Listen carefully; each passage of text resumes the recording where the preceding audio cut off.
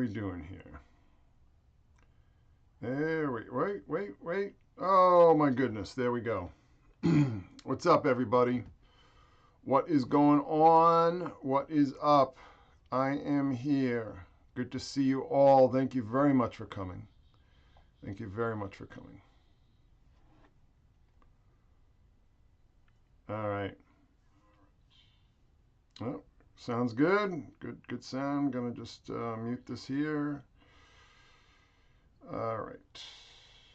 Let me just see what we're doing here. All right. We're here. We are in business, folks. We are live. We are live.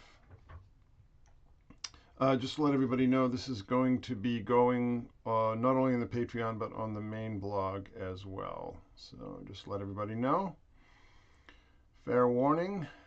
This is in part to promote the Spandex Files, my book that I published in September. Just remind people that next month the Secret Sun Synchro Mystic Handbook will be hitting the stores, or the store. Well, I guess the stores too, right? Yeah, there are a number of different Amazons that'll be on, and this is going to be a book that is going to change your life, literally change your life in every possible way. And I don't make that statement lightly. It is going to change your life, okay? All right. Oh my goodness, filling up here. So, gonna get started, gonna get moving here. We've got a lot of work to go through, a lot of information. This is a very weird story. If anybody's watching this later on, I'm sorry you missed the live, because this is a very, very strange story. Much stranger than I anticipated by putting all this material together. Of course, I was familiar with all of it, but putting it all together, you just realize what a strange man this was, and what a strange time this was. We are at the end of the superhero era. I believe that the superheroes will be making their exits for good. They'll be joining the old Western heroes and the old detectives and all the other heroes, pulp heroes, Penny Dreadful heroes, all the heroes from these old mass market forms. The superheroes are going to go away and will never return. Okay, so this is marking a very momentous occasion, because we are seeing the superheroes die in front of our eyes, and that is going to be a permanent final death, the true death, let's just say. This is something that I've been anticipating for quite some time. About 12 years ago now, I wrote a piece called Pop Culture Has Eaten Itself, and it was just basically about how even that period, 12 years ago, there were just no longer any new ideas circulating, that everything that was in the theaters or on the bookshelves or in the video games, everything was rehash. And rehash of, in many ways, of the ideas that this strange little man, introduced to the world. So this is a key figure, somebody who the mass media might sort of humor, but this is a guy whose influence extends far beyond comic books and even superhero movies. I would argue that his influence extends into Hollywood. We started seeing Kirby-like movies a very long time ago, at least back in the 80s.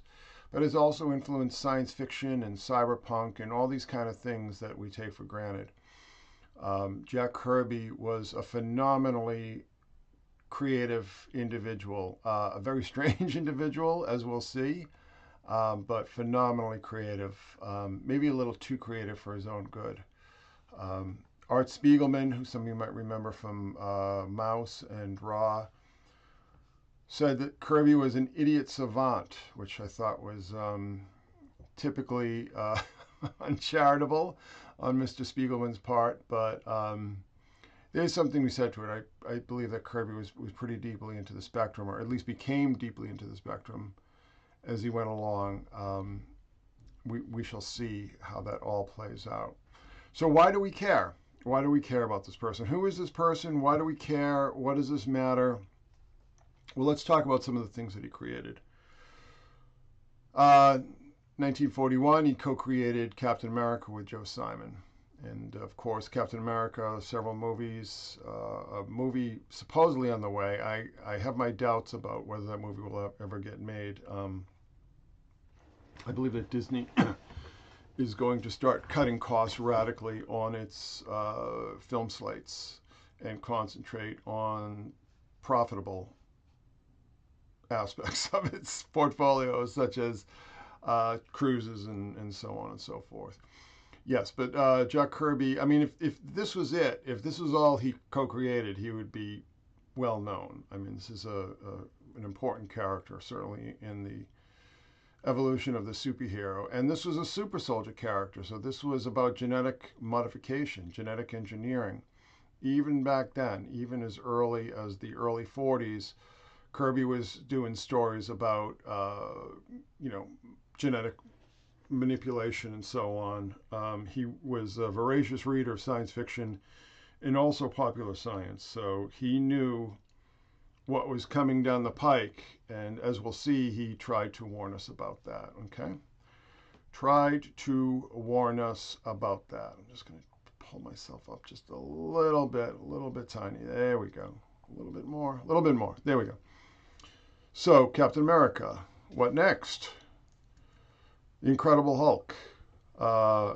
Jekyll and Hyde in the Atomic Age was one of Kirby's creations or co-creations with Stan Lee. There's a lot of debate about that. I think that for a long time people gave Kirby too little credit, and now they give Stan Lee too little credit. It was a true partnership.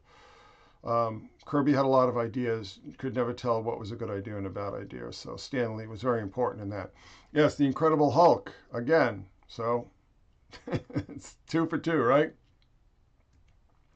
Thor.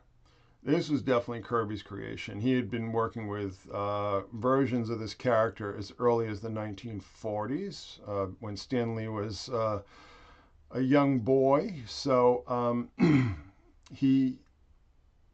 definitely this was his deal, and he was fascinated by Norse mythology and so on. And Norse mythology not only formed the basis of the Thor mythos, but also characters that we'll talk about in the moments to come. X-Men. Co-created the X-Men with Stan Lee. The characters in the movies are a bit different.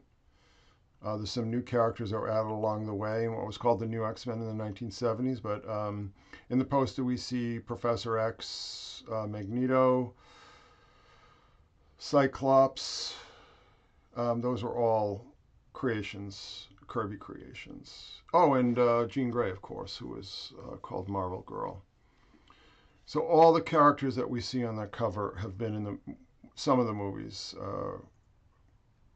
Whether it was the original trilogy, or the later movies like First Class and so on and so forth. Okay? So, yeah, so just keep track. Captain America, Hulk, Thor, X-Men. What next? The Avengers. Yes, there it is. There we see it. Thor, Iron Man, Hulk, Ant-Man. Ant-Man, that was definitely a Kirby creation, solo creation. Those have become movies, as you know. Part of the great death of the superhero Ant-Man and Quantumania. Okay. But there we go. The Avengers. Pretty heavy slate here, and Jack Kirby either created or co-created all of these concepts. Okay. And there's Loki. So there's another TV show. I should have added that in, right? Loki. There we go. Also the Scarlet Witch. Yeah, the Scarlet Witch and the Vision. Kirby worked on a version of the Vision back in the 1940s. Black Panther. Okay. Originally called the Cold Tiger. Black Panther.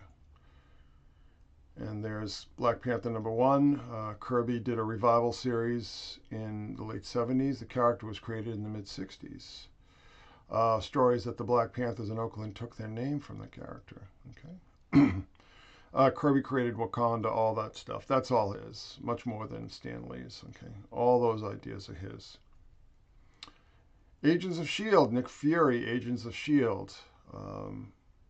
I would say that Nick Fury was more of a Kirby creation, and then he was recreated as Agent of S.H.I.E.L.D. He was originally Sergeant Fury, became Agent of S.H.I.E.L.D. when the whole James Bond boom happened in the early 60s. But Agents of S.H.I.E.L.D., yes. Brain Blast, mind control. A lot of mind control in Jack Kirby's oeuvre, let's just say. A lot of it. A lot of it. The Eternals. Notorious Bomb. This is a movie that should have been made 10 years earlier than it was, and they should have stuck to the actual storyline rather than try to recreate all the characters and so on, and their costumes, which were just very dull and generic. I mean, the whole thing was just very boring, which is a shame. The comic itself wasn't particularly, groundbreaking, but there we go. So now you see why this guy is important. But guess what? We're not even halfway through. Iron Man. Iron Man. There's Jack Kirby's cover for Tales of Suspense #39. Iron Man created the original armor. It was redone by Steve Ditko, who worked on Doctor Strange and Spider-Man. So Iron Man, Kirby was involved in the creation of that character as well. All right. Doctor Strange. Now, this is an interesting one. Kirby had some characters before working with Stan Lee that were kind of prototypes, I guess you would say, for Doctor Strange. One of which that he did work with Stan Lee on was called Dr. Droom, which was very much beta testing for Doctor Strange. Pretty much the same exact character, but different sensibility. Steve Ditko gave it a much different feel. But he was definitely involved in the development of that character as well. Spider-Man. Not a lot of people know about this. Spider-Man was a character that Kirby created before working for Stan Lee in the late 50s, early 60s. Developed with his old partner, Joe Simon. Again, a much different character, but the name and the basic concept were there, okay? Spider-Man, he was involved in the development of that character as well. So this is basically, Kirby is the man whose ideas have kept the lights on in Hollywood for the past 10 years. Actually, 15 years now. Yeah, past 15 years, Kirby has kept the lights on. His ideas kept Hollywood, for better or worse. His ideas kept Hollywood solvent. All right. Okay, Jack Kirby, born Jacob Kurtzberg, 1917. His birthday is a day before Elizabeth Fraser's, which we'll see the significance of as we go along. Died in February of 1994. Began his career as an animator, working in the Fleischer Studios, doing in-betweens for the Popeye cartoons. Again, co-created Captain America in 1941 with Joe Simon. Fought under Patton in World War II. Was drafted, sent to Europe. Frontline combat. No joke.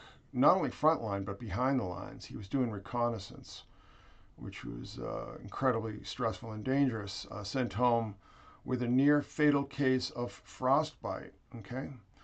Co-created Marvel Universe with Stan Lee starting in the late 50s and early 60s. Left Marvel for DC in 1970. Okay, so those are just the basic parameters of his background.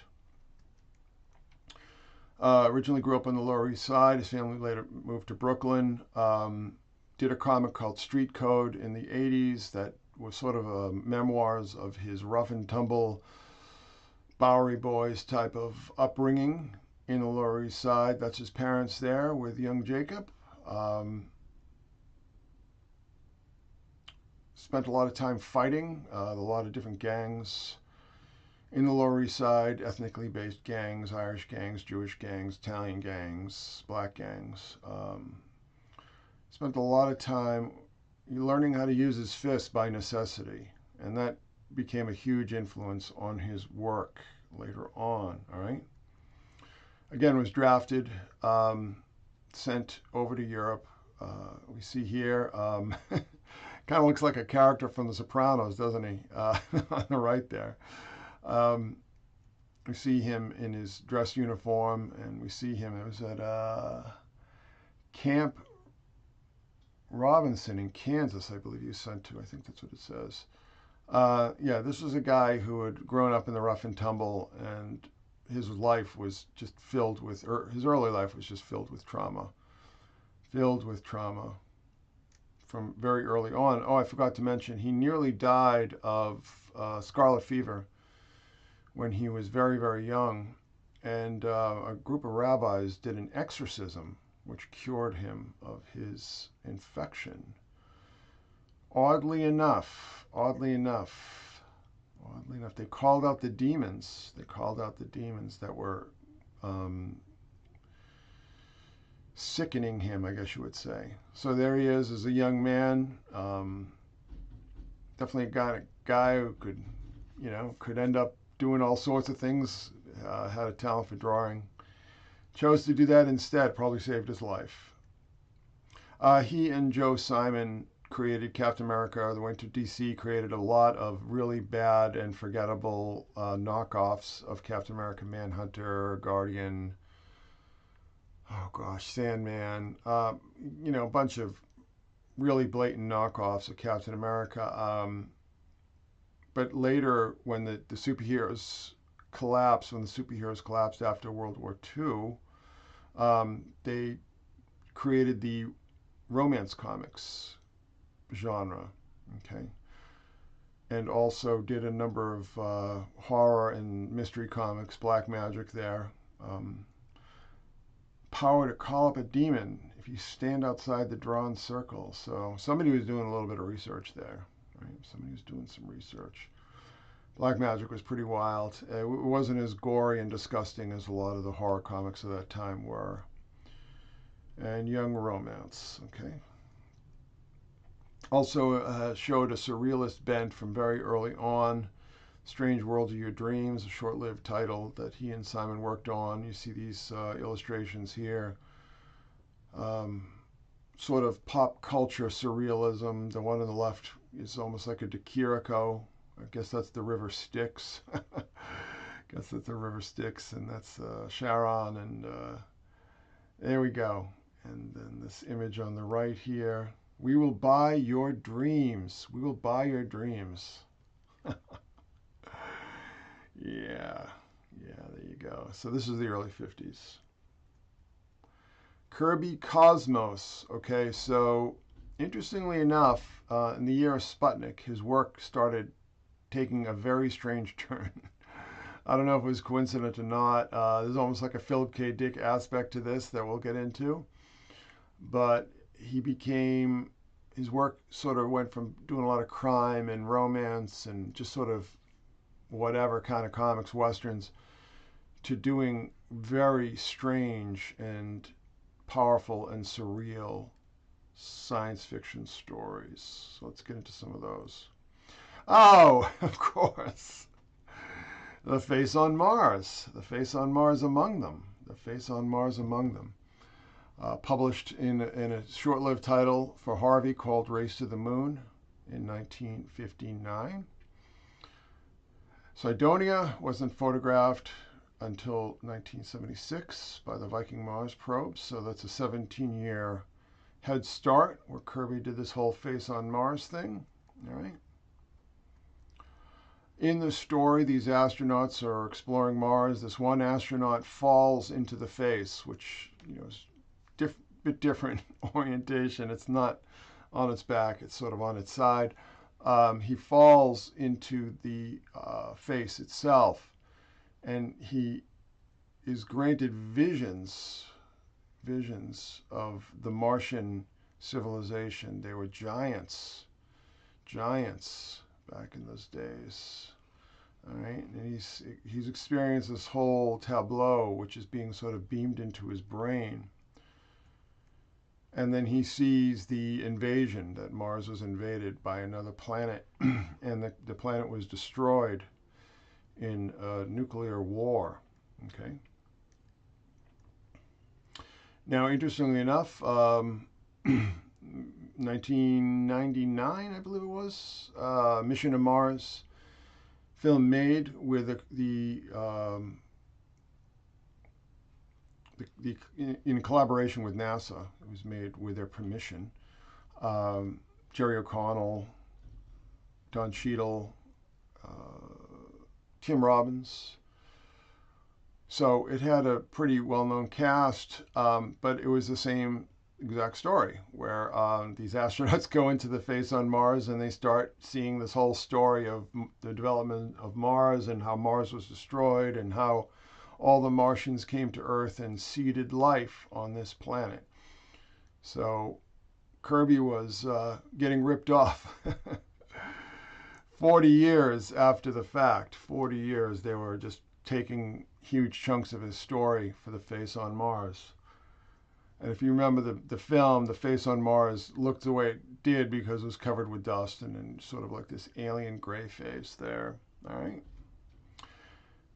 Now, this is some work that you might be familiar with, theories on nuclear explosions in the Sedona area, that there was an ancient nuclear war that destroyed life and destroyed the atmosphere on Mars and created it into a... But this came a long time after Kirby. Kirby was writing about this whole concept in the late 50s, as we see here.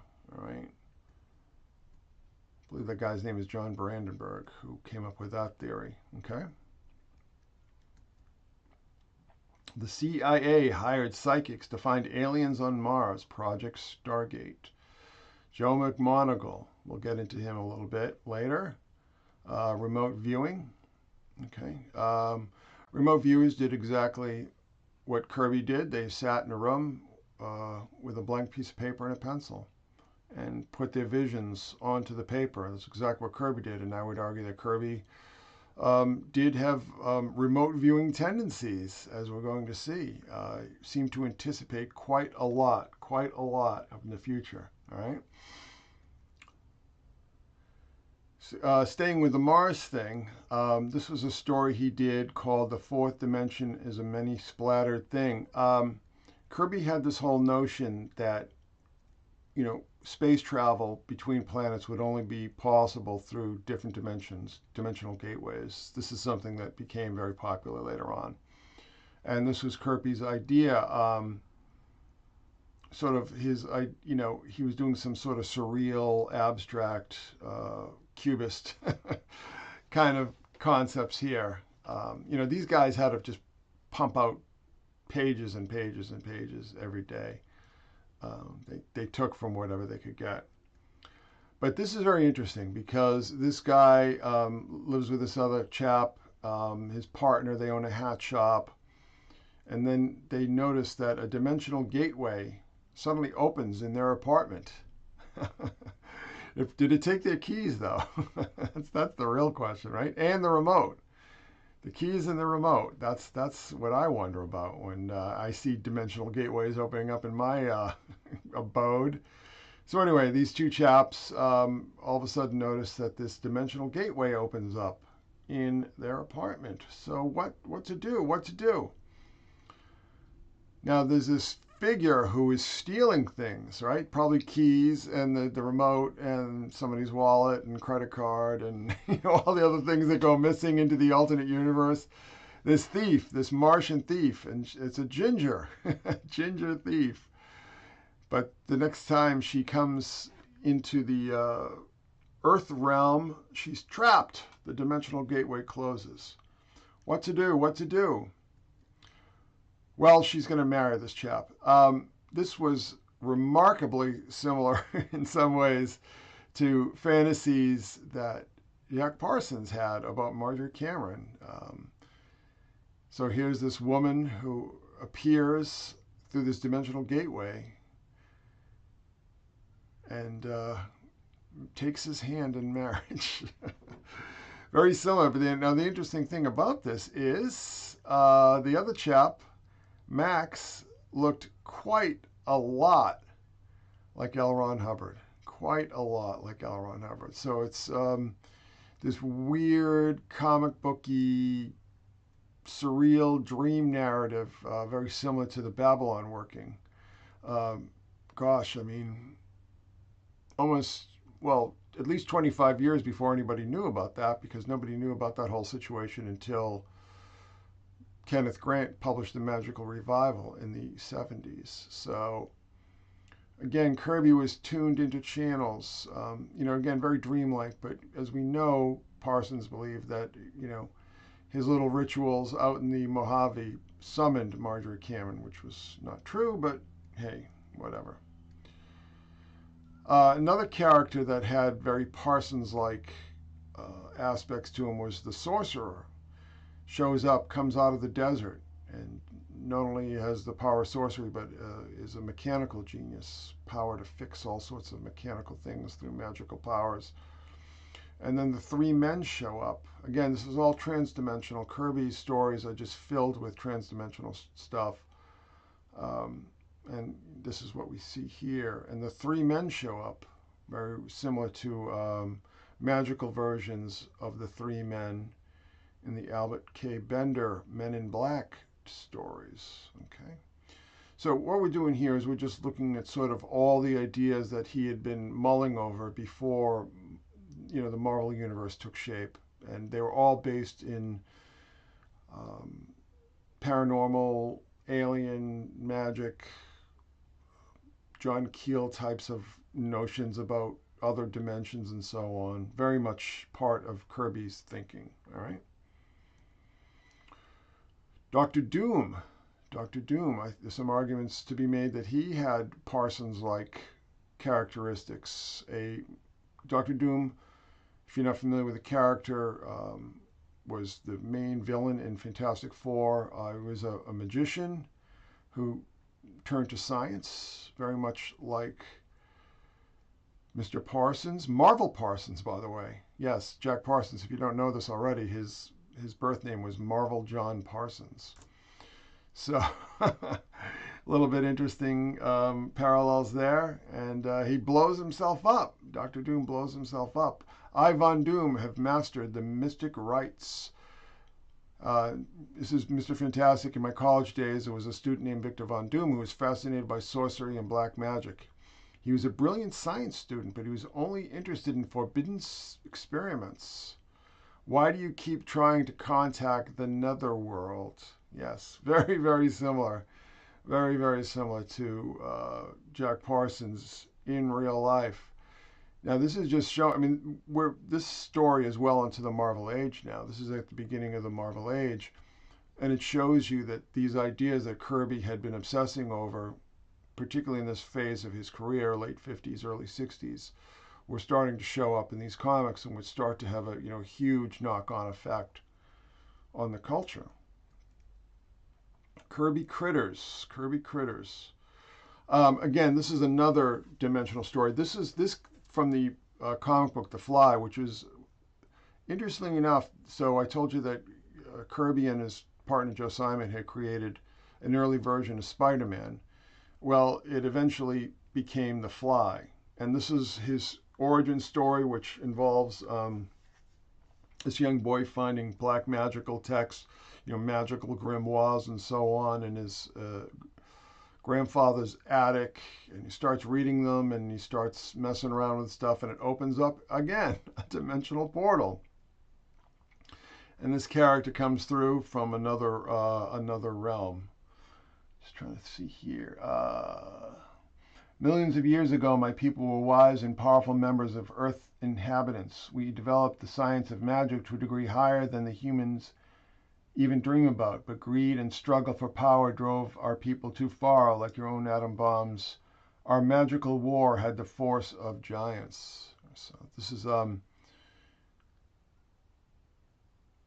Toran, emissary of the fly people. Our world exists on a dimensional plane outside your galaxy. Again, Kirby was just obsessed with this whole notion, built an entire line of stories around it. Let's see here.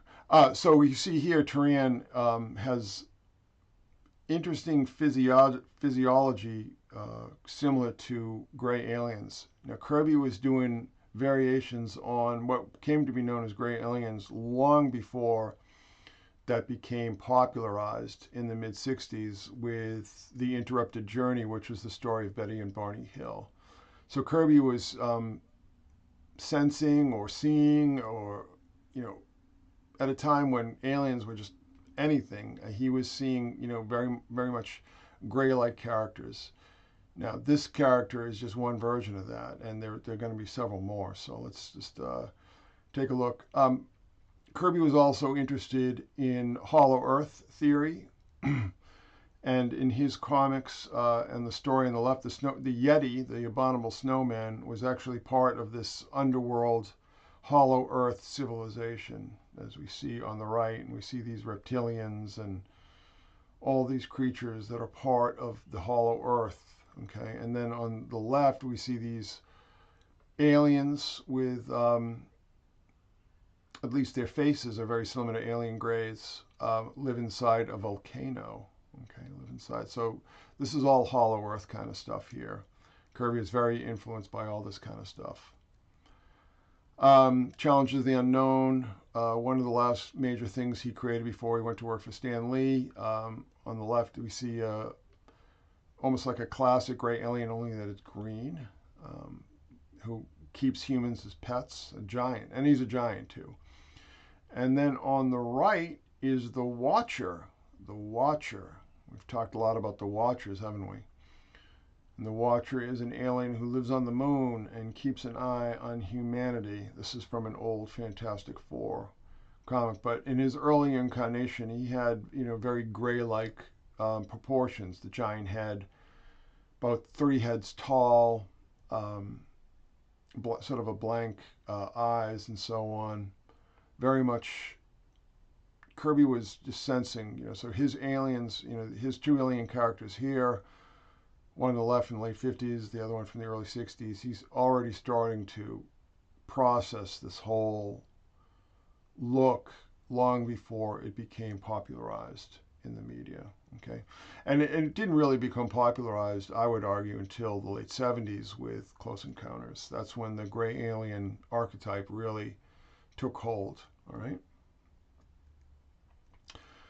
Kirby, all sorts of mythical and magical and mystical characters, a lot of which are very similar to the jinn, the jinn of Arabic folklore. These characters made of fire, fireballs here, that these fireballs, these orbs, these orange orbs are actually living creatures, okay? Now this ties in Crowley again, because Crowley had this whole experience with orbs when he was vacationing in New Hampshire in 1916, and he actually wrote complaining about it to the New York Times, and they published a letter. But yes, so Kirby was, all these kind of ideas were being processed. No, these particular fireballs possess people. They're energy, pure energy, and they emit waves mighty similar to human brain waves. And we see we're the inhabitants of the star you know as your sun. So these fireballs are solar entities, plasma creatures, I guess you would say. But fire creatures and energy creatures we see all throughout Kirby's milieu and his oeuvre. All right. So Kirby, with all these kind of alien kind of things, also starts to get very psychedelic. And I want to touch on this because Kirby was combat veteran, had an extremely traumatic young life. I mean, the first 20 odd years of his life were extremely traumatic, fighting behind the lines in World War II under Patton. That was the midst. That was the worst of the worst. Very, very plausible when we look at the evolution of his artwork and his interest in all these sort of topics, that Jack might have showed up at a VA hospital on Long Island complaining of, sleepless, all the classic PTSD symptoms. And they said, well, Jack, why don't you just lie down and relax and take this and everything will be fine. And we see characters in his comic books doing that very same thing and coming up with hallucinations. On the left, we see Don Blake and Thor. He's dreaming of the Rainbow Bridge in Asgard here. All right. Very trippy, very trippy. And on the right, this is from comics that we'll get to later on called The Forever People. And there's this character named Seraphim, okay, similar to Seraphim. Okay, it's Seraphan, Seraphim. Has these magical cartridges that this young boy wants to see. And it feels warm, like it was alive, like it was me. And I'm everywhere all at once. I see everything, and everything moves and makes a beautiful noise. Harmony is the word, Donnie. You're listening to all there is. So, yeah, I mean, this is kind of classic LSD kind of stuff that we see here. Kind of get that feeling that Jack might have gotten a dose or two, and we'll see that. I mean, probably even starting in the early 60s, as we'll see. And this ties into Kirby Crackle. All right? Kirby's artwork began a strange metamorphosis in the mid-60s, strangely similar to shamanic art. Abstracted figures, pointillist designs, geometric and angular patterns. Stylistic changes coincided with thematic changes, cosmic, mythic, visionary.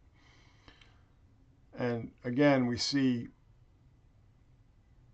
and this reminds me of Altered States right here. I mean, this image right here, you remember the last, the final act of Altered States when the William Hurt character just basically morphs into pure energy, okay? So Kirby, something got into him. Something got into him. I don't, I can't say for sure what, of course, but I have my theories. Obsessed with aliens, cosmic visions, hallucinatory imagery, saw the universe as an organism violently pulsating with energy, auras, okay? His comics became popular with heads and hippies on college campuses in the late 1960s, Silver Surfer being one of them. And we see another version of the Watcher there on the left, and Kirby just depicts the cosmos, just being completely, almost like completely composed of, supernovas and nebula. I mean, everything is just this constant explosion of energy that he feels inside.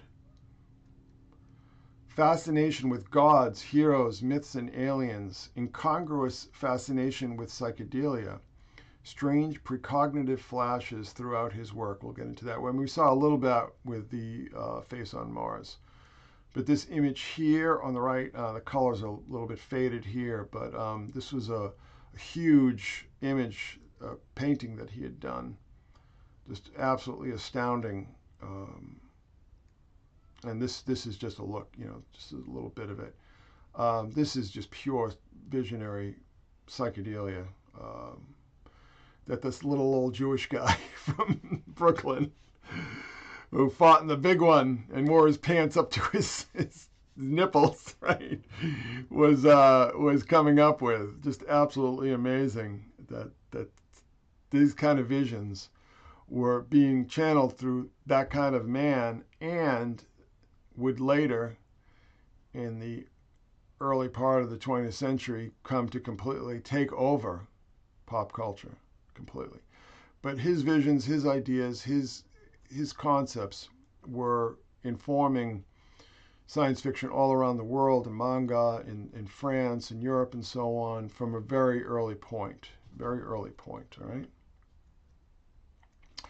The same patterns and energy fields that we see in Kirby's art, we see in art produced by ayahuasca and sacred mushroom experiences in South America. So just look at this image here with all these dots and squiggles and all this kind of thing, and then just look at this again, right here.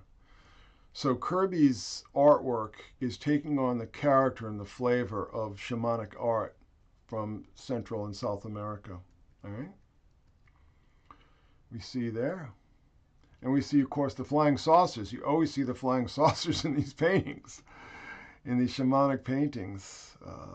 But Kirby, you know, very different stylistically, of course, but the same elements are in his work as well, and became more and more pronounced as he got older. Kirby's vision followed the same motifs as in indigenous shamanic art, visible patterns of energy, strange juxtapositions, as we see here. Yeah, so all these kind of elements become very common in Kirby's kind of work, just processed differently in the sort of techno-futuristic, superhero, mythological realm, rather than the pure psychedelic realm is what we see here. So Kirby's artwork begins to change radically in the mid-60s. Characters become more and more mythical. I mean, everybody starts to look like they're carved out of stone. Everything is pulsating and squiggles and dots, just as we see in the shamanic art. And his stories and his interests begin to change as well. At the same time, Kirby moves from Long Island to Thousand Oaks, California, and his next door neighbor is Mr. Frank Zappa, that man on the left. They become very good friends, which is a very interesting and unlikely pair, right? There you go. We just sit around smoking cigarettes and shooting the breeze. Became very good friends. Which is just, what an unlikely duo here, right? But probably recognized in each other the same pulsating madness, I would argue. Starts to become more and more explicitly interested in supernatural and occult themes.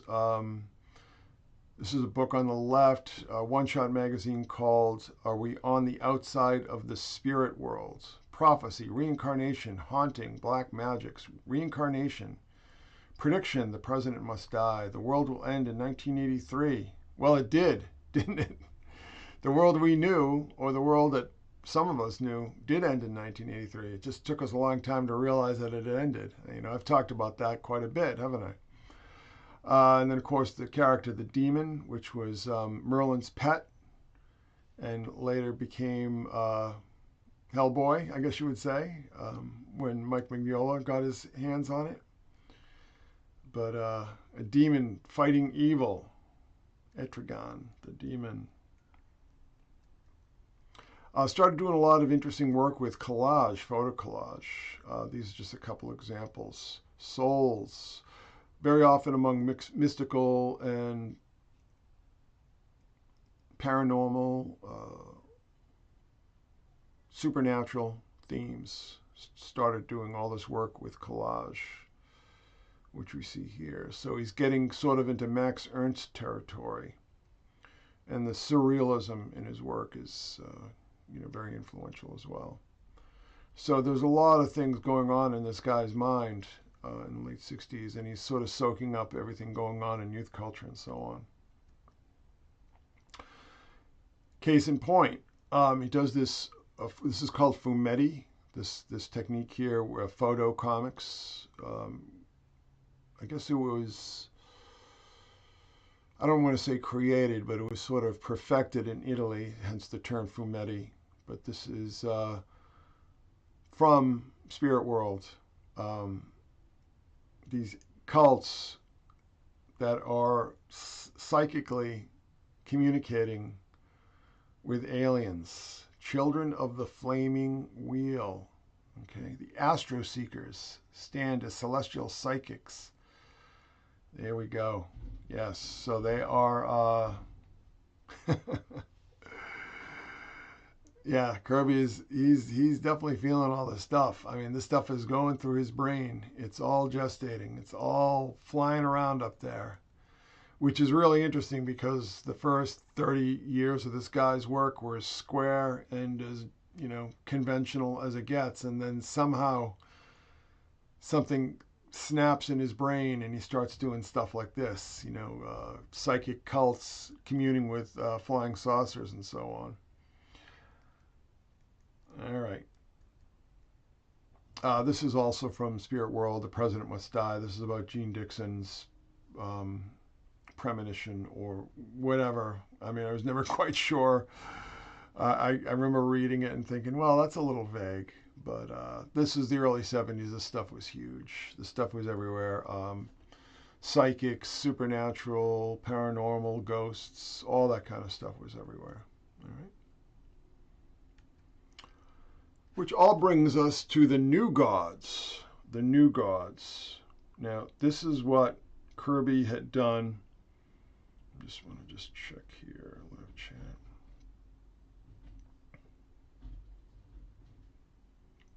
Here we go. Yes, the new gods. So this is based on Kirby's fascination with Norse mythology. So what happens is that in the new gods, the old gods, the Norse gods, it's the final battle, Ragnarok, twilight of the idols, right? Gada Damarung. The old gods die, and a new race of interdimensional, of course they have to be interdimensional, right? Interdimensional alien gods take their place. So we have a dualist cosmology of interdimensional aliens. Represent two sides of the source. Keep that in mind. Forces of evil were led by dark side of Apocalypse. Forces of good led by Isaiah of New Genesis. This is all under the rubric the fourth world, which sort of was retroactively, named. These books didn't really have that connotation, I guess, or that sort of umbrella at first, and later became the fourth world. Later became known as the fourth world. Themes later incorporated into Star Wars, as we will see. Yes, very much incorporated into Star Wars, as we will see. This is another collage illustration called Faces of Evil, and that is Darkseid. That is the original incarnation of Darkseid, which I think is a lot cooler looking than what he eventually became. He became kind of boring. But if that character looks familiar to you, oddly, even if you're not particularly a comic book reader, you'll find out why.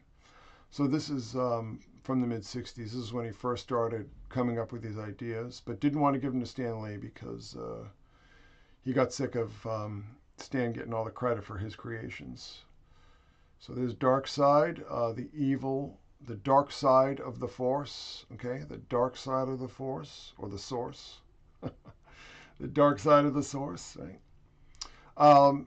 This is one of the books. So there was New Gods, Forever People, and Mr. Miracle. And the Forever People were young hippie gods. And there were a lot of very strange, very strange ideas, one of which was the sect, where Darkseid had created this mind control sect using this billion-dollar Bates, this oil baron, to spread his evil gospel of mind control and the anti-life equation and so on and so forth.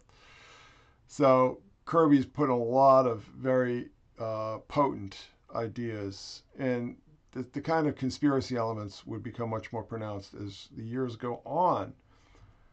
Also, this character, another mind control character, this is Glorious Godfrey. Anti-life will make you right.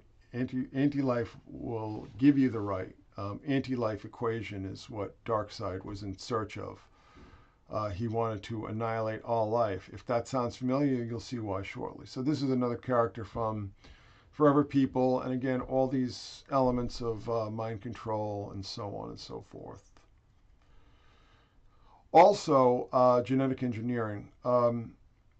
The DNA project we see on the right. Another book that Kirby sort of folded into this was Jimmy Olsen of all of all books. He started introducing these characters in Jimmy Olsen, which was just incredibly weird and not very good. But introduced this whole idea of the DNA project, which later became the Cadmus project, based on a story that he did in the 50s on cloning called the Cadmus seed. All right, Cadmus, who we've talked about before in relation to Lucifer's technologies, haven't we?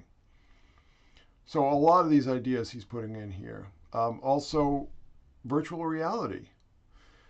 1971, Kirby is doing stories about virtual reality, as we see here. The solar phone, and all these young hippies are putting on their goggles and earphones and immersing themselves in these wild images traveling through the cosmos. Even Superman's there. Kirby's art just the quality control really slipped when he left Marvel. I think he was contracted to 60 pages a month, which is just ridiculous. 60 pages of art and story a month is insane, and I mean it was 3 different books worth, and the quality control really slipped. And he was also working with he wasn't working. Well, this is a Marvel guy, but he wasn't doing his best work here by any stretch of the imagination. But anyway, Kirby's artwork really started to suffer because of the amount of work that he had to produce. If you hear a knocking sound, that's Jimmy trying to get over the fence. Source of the Force. So New Gods was basically just ripped off wholesale by George Lucas, as we'll see. So the source is God in the New Gods. It's the God above the gods. The big kahuna is the source, okay, which became the Force. But interestingly enough, this is something that I just sort of put together recently. If you've ever seen the documentary on the Source family, I do believe that this is where Kirby got the idea, because Kirby was in California at the time, and he was in California when he's coming up with these stories. And of course, the Source family with Father Yod becomes High Father, okay, who is the incarnation of Isaiah in these stories. And we see these poses. Obviously, I think Kirby was obviously influenced by this.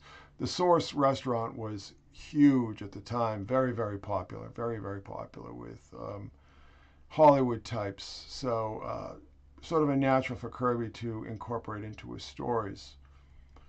And here we see another image of Father Yod and mythical creatures, mermaids and gnomes and jinn and so on, appropriately enough.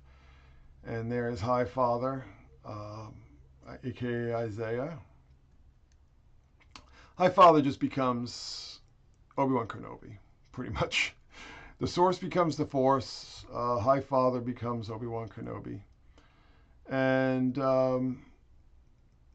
there's parallels with the character Orion standing there in the background, and Luke Skywalker. Okay. But that's, yeah, there we go. Interesting enough, Luke Skywalker was originally called Luke Starkiller, and sometime shortly after this comic book on the left came out with the Skywalker, his name became Luke Skywalker. So Luke Starkiller becomes Luke Skywalker.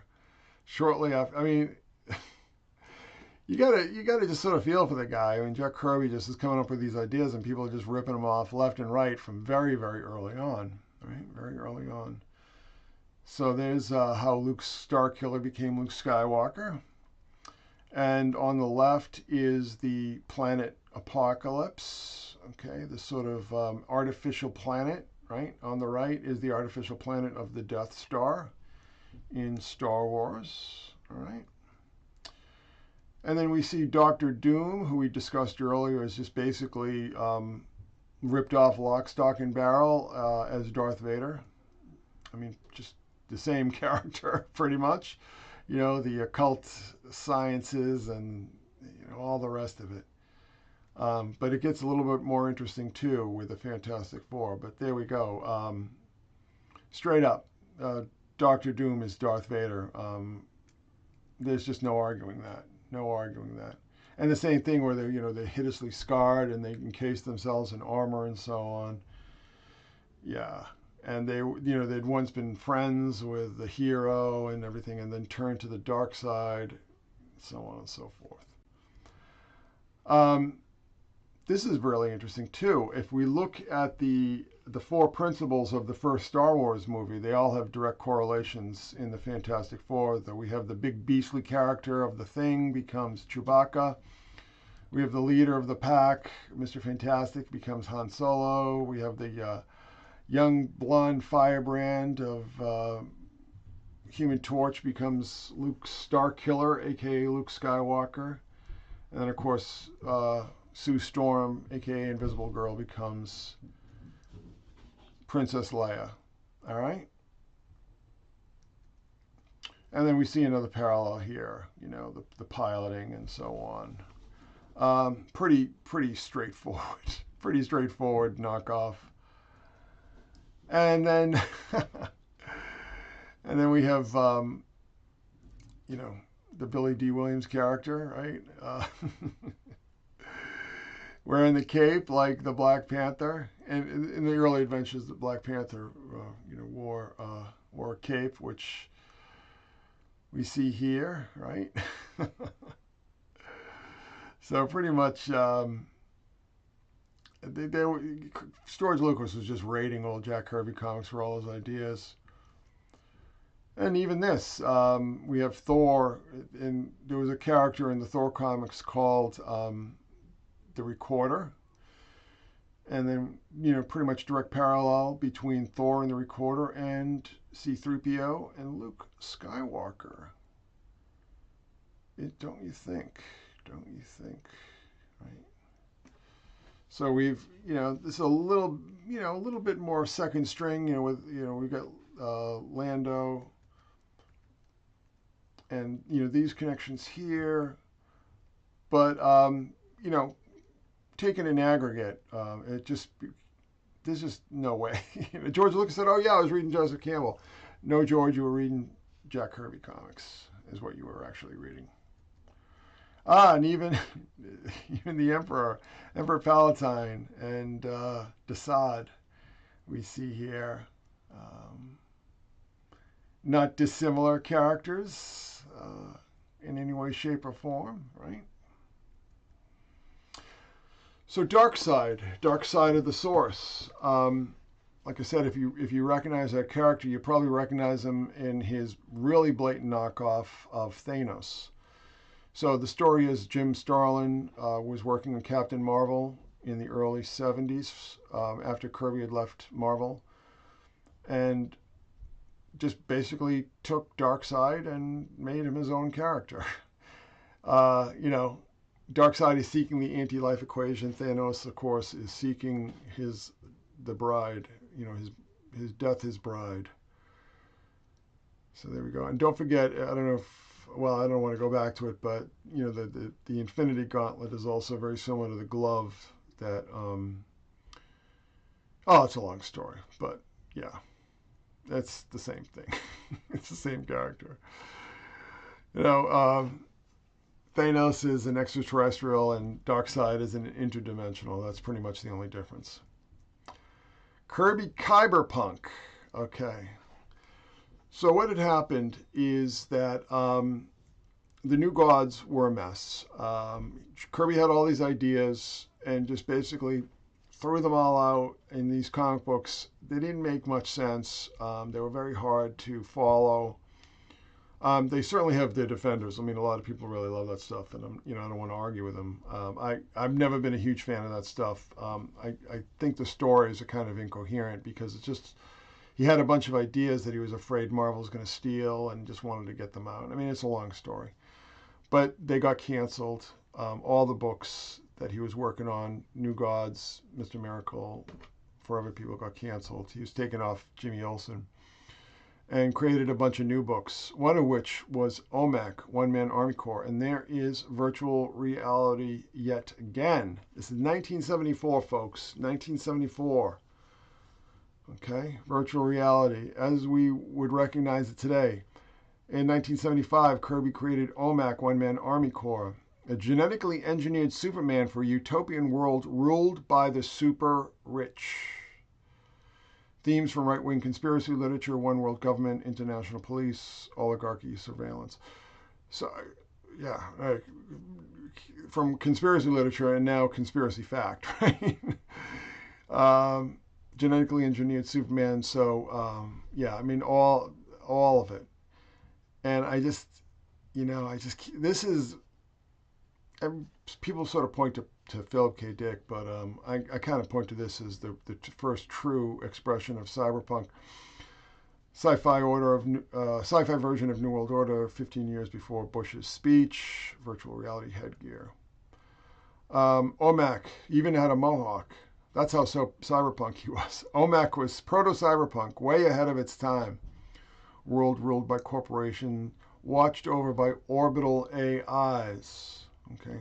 In the era of the super rich, Mr. Big can rent a city for assassination. Take $1 million, $1 billion. Money is no object. Only kill OMAC.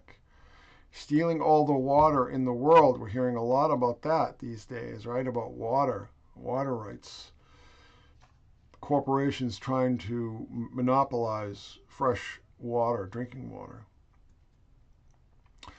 We see the all-seeing eye imagery because Brother Eye is the orbital AI who watches over it. Spartan crest mohawk linked to artificial intelligence and orbital satellite, predating William Gibson's Neuromancer by a decade. Remember, William Gibson also had the orbital AIs, right? Wintermute, and so on. AI is equivalent to a deity, yes. Brother Eye. So, again, I mean, people are just taking ideas from his stories left and right. I don't know if you've read Neuromancer, but there's the whole storyline when they go up to Straylight? Is it Straylight? And Wintermute and so on. The AIs, the AI havens, because the AIs were being regulated by the Turing folk, as they were called. So Kirby was obviously watching Jason and the Argonauts because we can see the eye and the mohawk taken straight from there. Most importantly, the direct communication with patron deity, and also Brother Eye is essentially a flying saucer. Yes, flying saucer, orbital flying saucer, sort of like the Black Knight satellite, if you remember those old stories. There we go. Now this just this just makes me laugh. I remember seeing this picture of Mike Bloomberg, Mithriac Mike Bloomberg, and Ray Kelly, his enforcer, his capo, and just all I could think of was that page there from OMAC, Mr. Big, and Major Domo. Now, interestingly enough, Mr. Big, I believe, is based. Kirby always made like the people who he had ended up working for into villains. And I believe that Mr. Big here is based on Martin Goodman, who was the owner of Marvel when Kirby worked for him. So Kirby always seemed to hate the people he worked for and made them into villains in his stories. I do believe that is based on Martin Goodman there. So there you go. But just there's more where that came from. One storyline, OMAC confronts smart bombs used in an illegal war committed by a dictator on an unarmed neighbor. Identical scenario to Gulf War in 1990, in 1995. Actually, these stories were drawn in 1974. So Kirby's doing these whole ideas of like orbital intelligence, not unlike Valis at all. At the same time, Philip K. Dick is having his experiences with Zebra, Valis, whomever. Very like what was going on in 1974, right? I mean, something was in the air. Something was in the air that these guys are sort of picking up on these stories. And Dick and Kirby, I mean, very, very similar figures. Very, very similar in many, many ways. The dictator is eventually pulled out of a bunker by OMAC, the one-man army corps, as we see here. Exactly as Saddam Hussein was pulled from his bunker by the U.S. Army, whose present motto, or at the time, was an army of one. Note the beards and the open mouths. Saddam was in his little underground lair, or so we were told. I don't know, whatever. But Kirby was anticipating all that by almost 20 years. Almost 20 years, because Saddam, I think, was captured in 2004, maybe. So that would have been 20 years, yeah. So Kirby is sort of foreseeing this rather eerily. The charges brought against this character are essentially identical to charges brought against Saddam: mass homicide, execution of prisoners, conspiracy to invade, intent to subjugate and enslave, design and execution of mass terror upon civilians, use of weapons outlawed by international agreement. Yes. Yes. Now this is interesting here. Look at that. Yeah. Aside from the balding pate, very much looks like a caricature of Saddam, does it not? Does it not? Especially around the eyes. Yes, the eyes. Very much like Saddam. Very much like a caricature of Saddam. Kafka is brought to court just as Saddam Hussein is 20 years later. Saddam was rebuilding the ancient city of Babylon. That's going to become important in a moment. Babylon means gate of the gods. Some claim Iraq war pretext was to control ancient astronaut Stargate technology hidden by Saddam. I don't necessarily endorse that, but there was a lot of that kind of theorizing going around back in the old days. Heard a lot about that. I mean, even back in the 90s. Right? So Kirby is remote viewing all this from a chronological distance. Okay. Much as we heard with the Stargate people, sort of remote viewing like Mars's distant past and so on. At the same time, now this is important. This is important. So at the same time, we have this Iraq war storyline. Okay. We have UFO, the wildest trip ever. We see Marduk, Babylonian sky god, featured on the cover as a Lamassu, identified with Iraq and Baghdad Museum. So this storyline is about another interdimensional alien. They all come through the Stargates, who comes here and is stealing all of these massive treasures from Earth. See the Great Wall of China and these, boats and trains and factories. But foremost among them is the Lamassu, identified with Baghdad. Okay, very important. Keep track of this.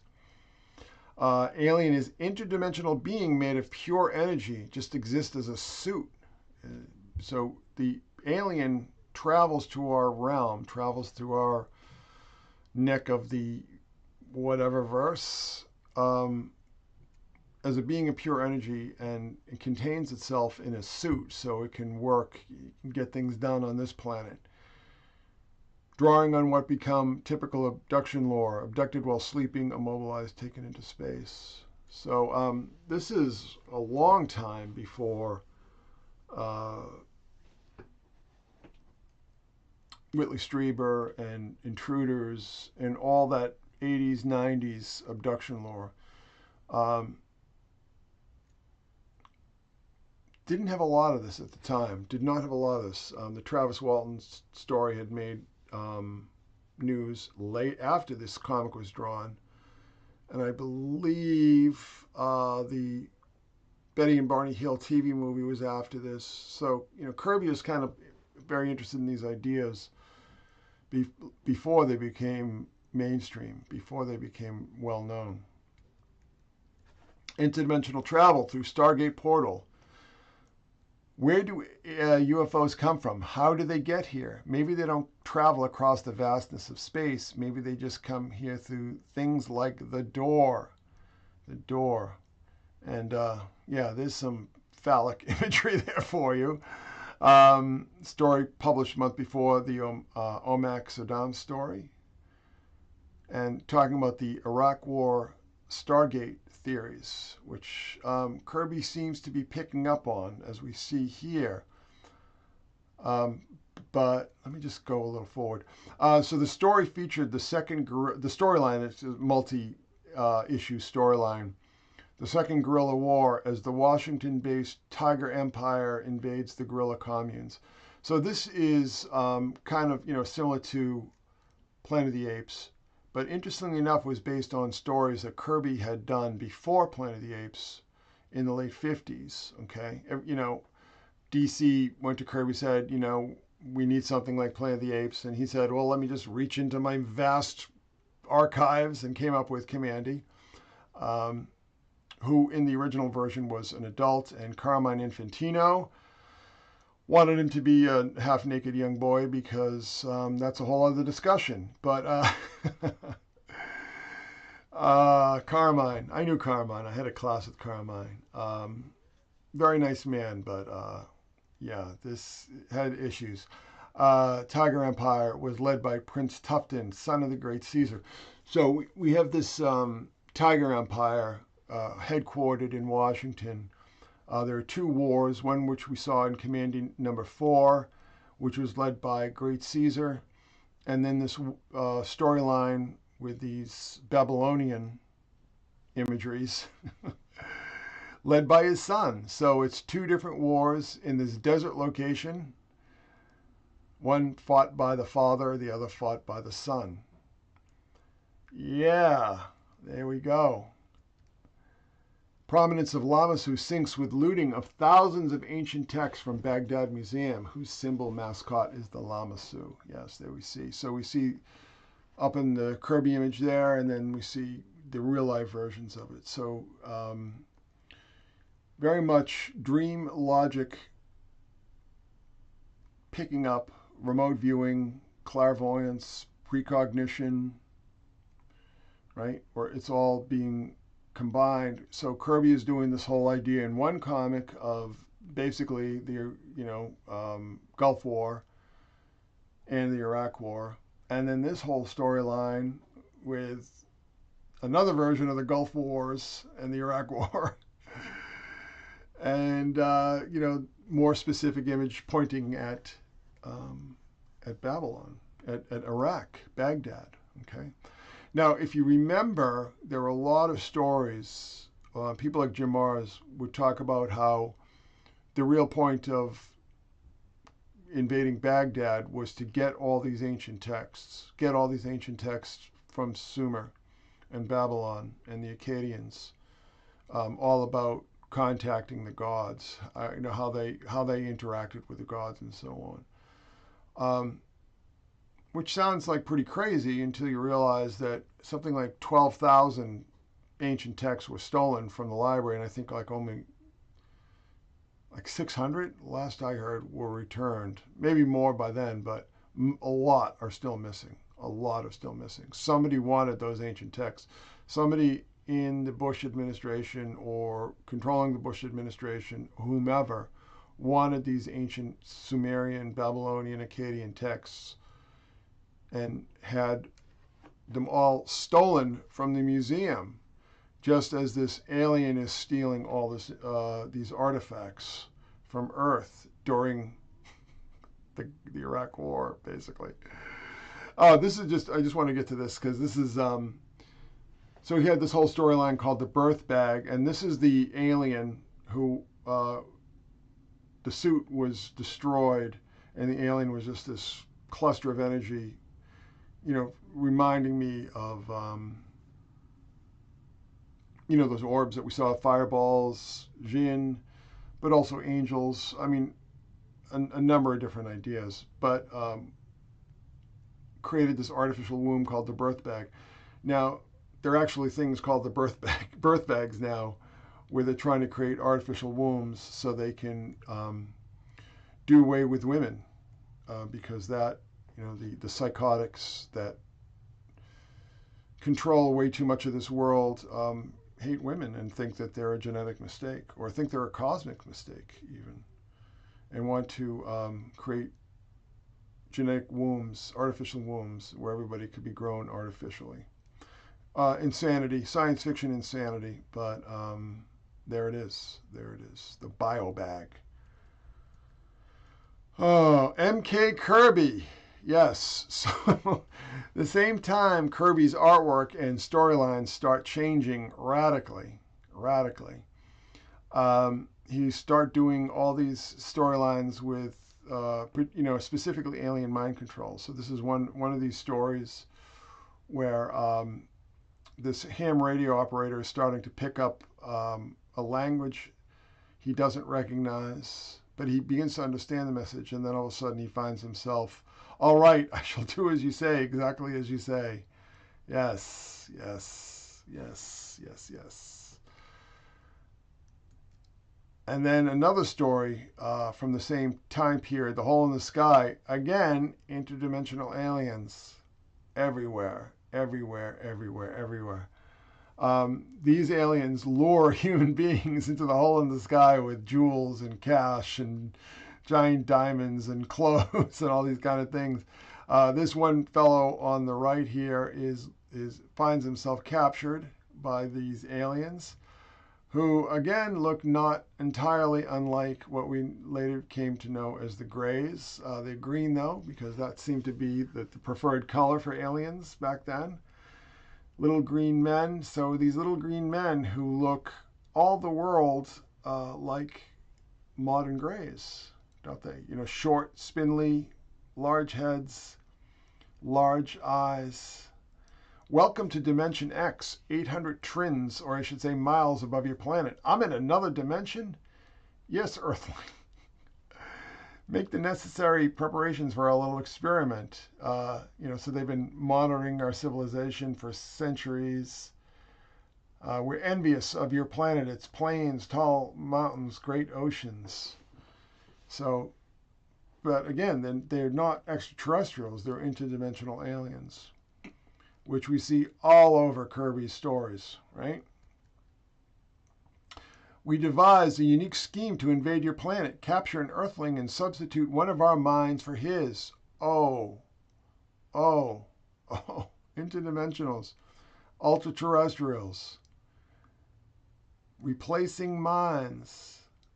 You guys all remember what I've been talking about? MK Ultra and all the rest of it, Kalrashki, right here.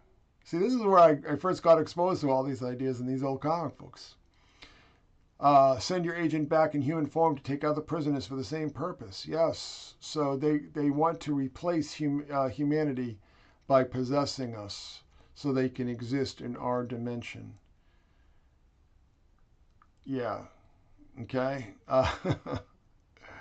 Karl Rashke wrote a paper about that in the early 90s. Did he not?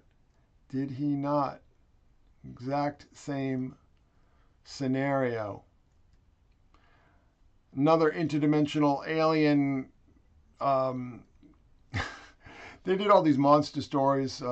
Kirby and Stan Lee and other people at Marvel did all these monster stories with all these stupid names.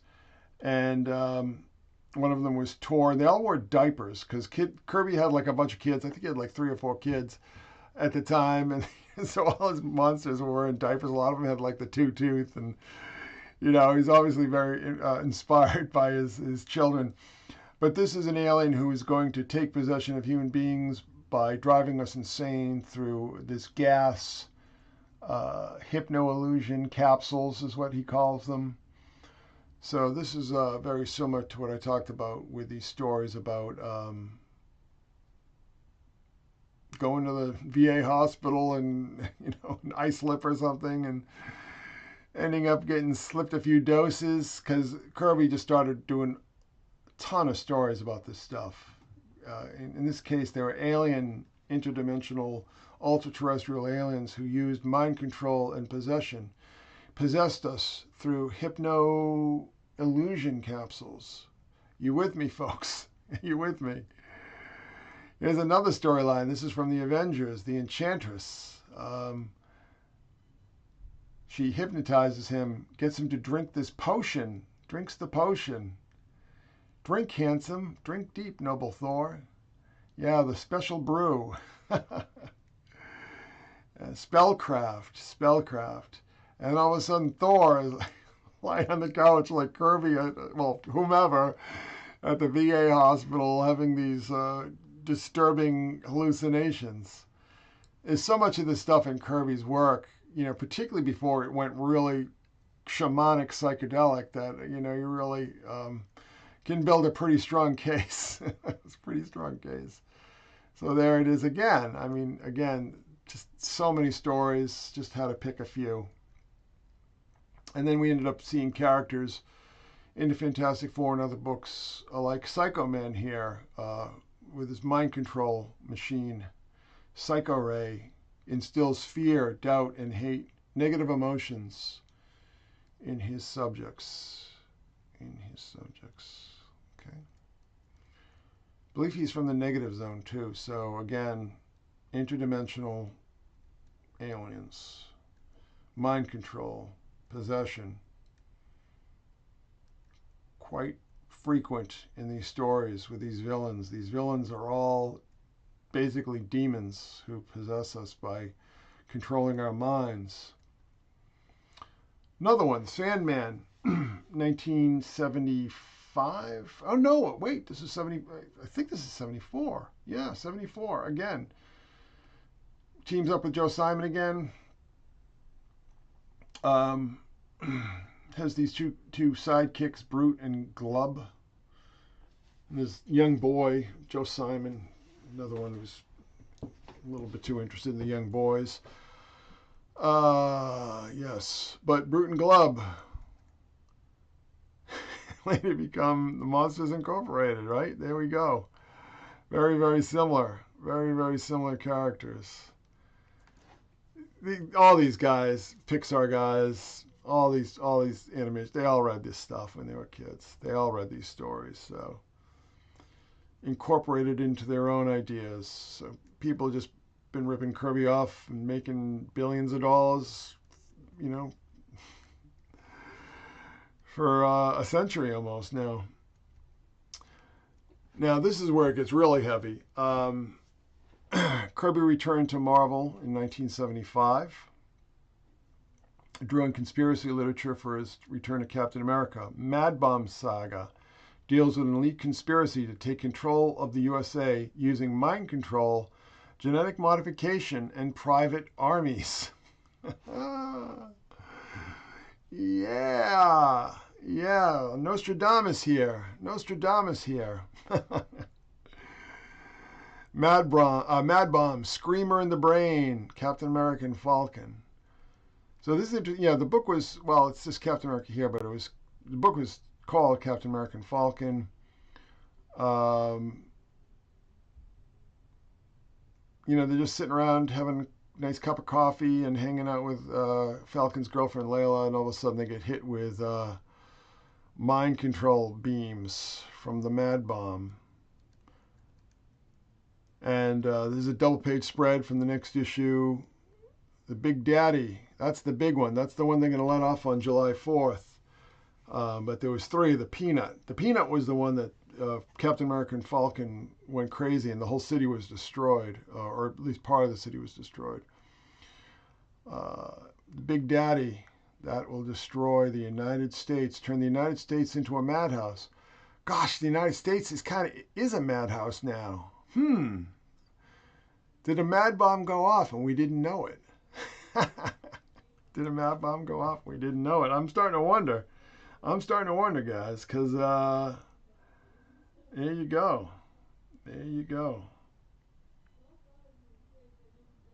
All right. Let's see here. Let's move on. So I this stuff hit me. Gosh, I was 9 years old. I mean, this stuff hit me right square between the eyes. I think it just determined the fate of my life from that point forward.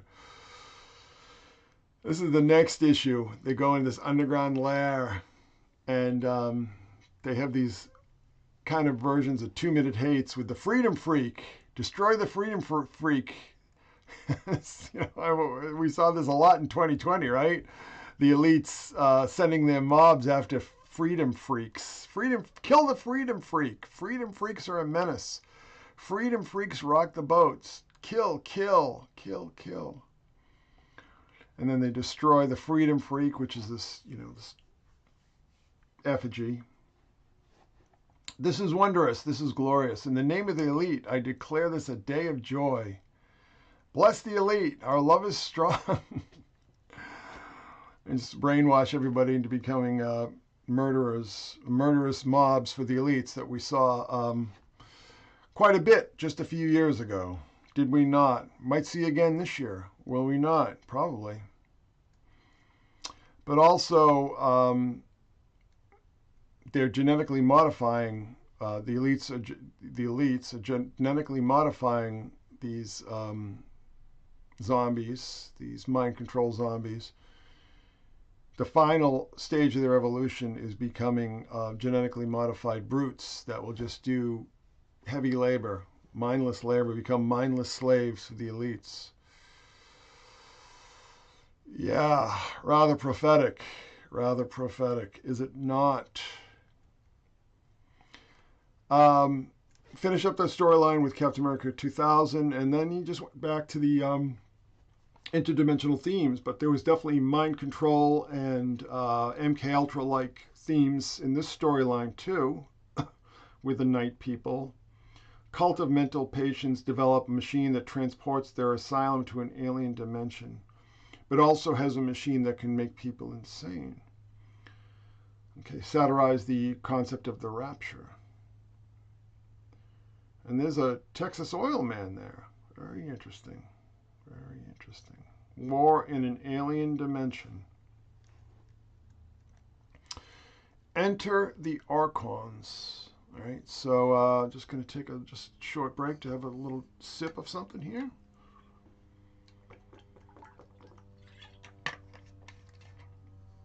Enter the Archons. What does that mean? Well, Kirby's first Archon was Galactus, his image of biblical God. Silver Surfer is both a fallen angel and a Messiah. So this is very much a Gnostic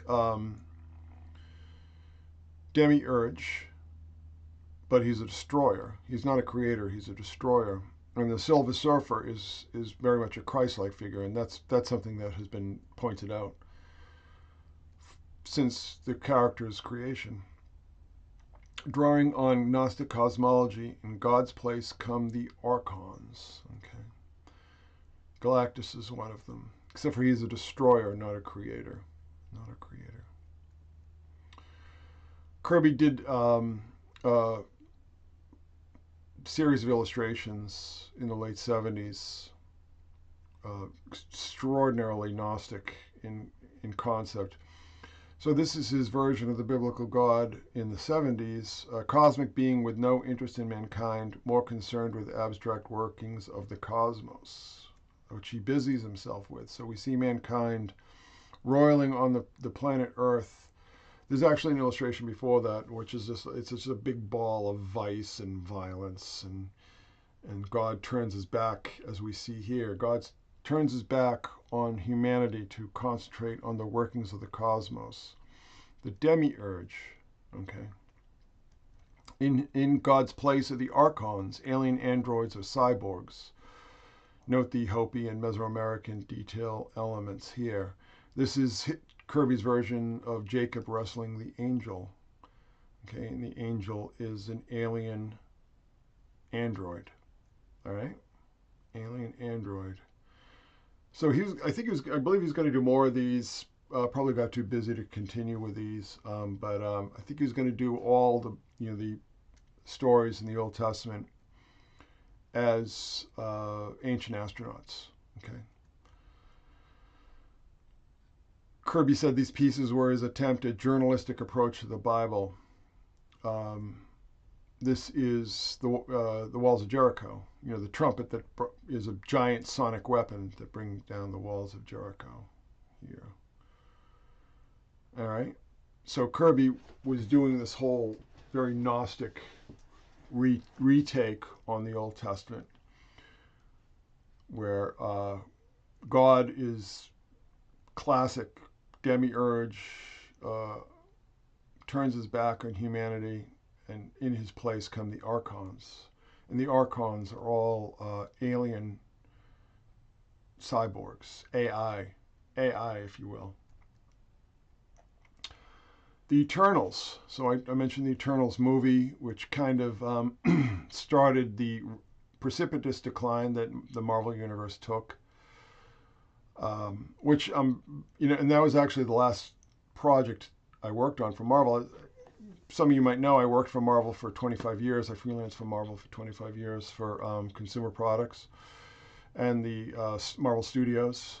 Did a lot of artwork and everything for the movies. The last project I did work on was the Eternals, and that was all she wrote. All she wrote. So the influence of pre-Columbian and Mesoamerican art again in architecture, setting ties in the youth of entheogens and ancient astronaut theory. So we found it, the tomb of the space gods, and they're not dead. Look to the stars, the gods are coming back. I remember buying this comic. My grandmother gave me a quarter to go down to the store, and I bought this comic book. And I remember reading it on the floor of her apartment while she got the Toll House cookies ready. She made the best Toll House cookies, and her secret was refrigerating the batter, just in case you want to try that at home. Best Toll House cookies I ever had. Another interesting story about my grandmother, she was a voracious reader. She read The Shining, Stephen King's The Shining. She was so afraid of it that she put it outside of her apartment. She would not even want it in the apartment with her. She was so frightened by it. But the Eternals were originally called Return of the Gods, and we see that classic Von Daniken Chariots of the Gods et al. Font. But it was changed to the Eternals when they were threatened legally. But again, this ties back to that era, that post-Sputnik era. So we see the stone face there that comes, straight from here. This is a story from the late 1950s. So Kirby is doing ancient astronaut stories in the late 50s, and this is it's actually not even a statue. It's a pilot. It's an alien pilot in suspended animation. Okay, so he's doing this stuff long before Chariots of the Gods is released. This is 8 years before Chariots of the Gods is released. This is 4 years or 3 years before Morning of the Magicians. So he's way ahead of the curve with this stuff, and he becomes completely fixated on it. Was fixated on all the usual greatest hits of Ancient Aliens world, the Easter Island, the stone heads of Easter Island, and Kirby was depicting them as being full-bodied creatures 50 years before it was discovered that they weren't just heads, that they had entire bodies. So Kirby, again, way ahead of the curve. But he did a number of comic stories with those Easter Island heads, just absolutely fixated on them. So the Celestials, Kirby created a race of giant archons in 1976 in the Eternals. Celestials had quasi-biblical names, Arishem, Jemiah, Gamion, etc., etc., etc. And they're coming back to judge the world. That's Arishem, the judge. Okay. Kirby explains creation of Homo sapiens along with angels, gods, and demons using interventional theory. A race of extraterrestrials genetically engineers a race of proto-hominid apes, giving them advanced intelligence. Same concept as in 2001: Space Odyssey, which we're going to get to in a moment. The three races are the deviants, the human beings, and the Eternals. So basically demons and angels and men created from these apes by these beings, which again are just giant energy suits, completely composed of energy. Kirby had done a version of this in the mid-60s with the Inhumans, which later became probably the Marvel Universe's first major flop.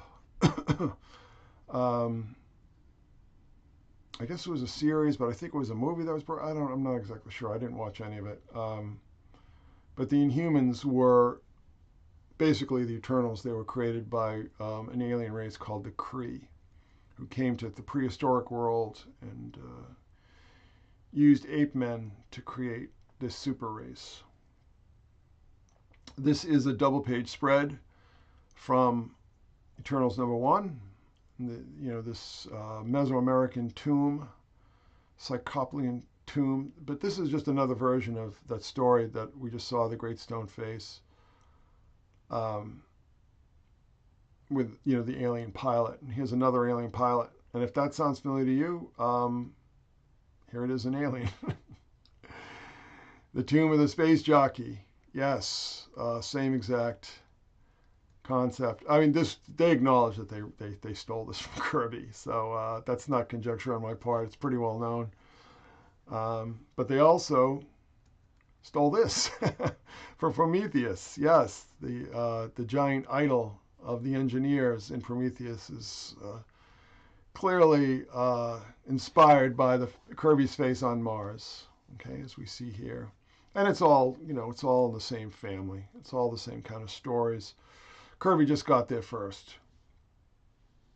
Now this is interesting. This is the last actual good issue of the Eternals. What had happened is that Kirby really just completely became dispirited towards the end of his run at Marvel.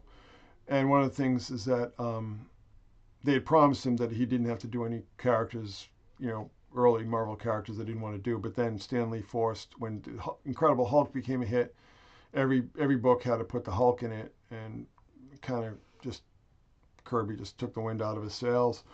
But anyhow, the astronauts, number 13. This is very interesting here. We challenged them long ago. So this is the deviants here. They challenge the gods. They challenge the gods. This age belongs to us. Summon the astronauts.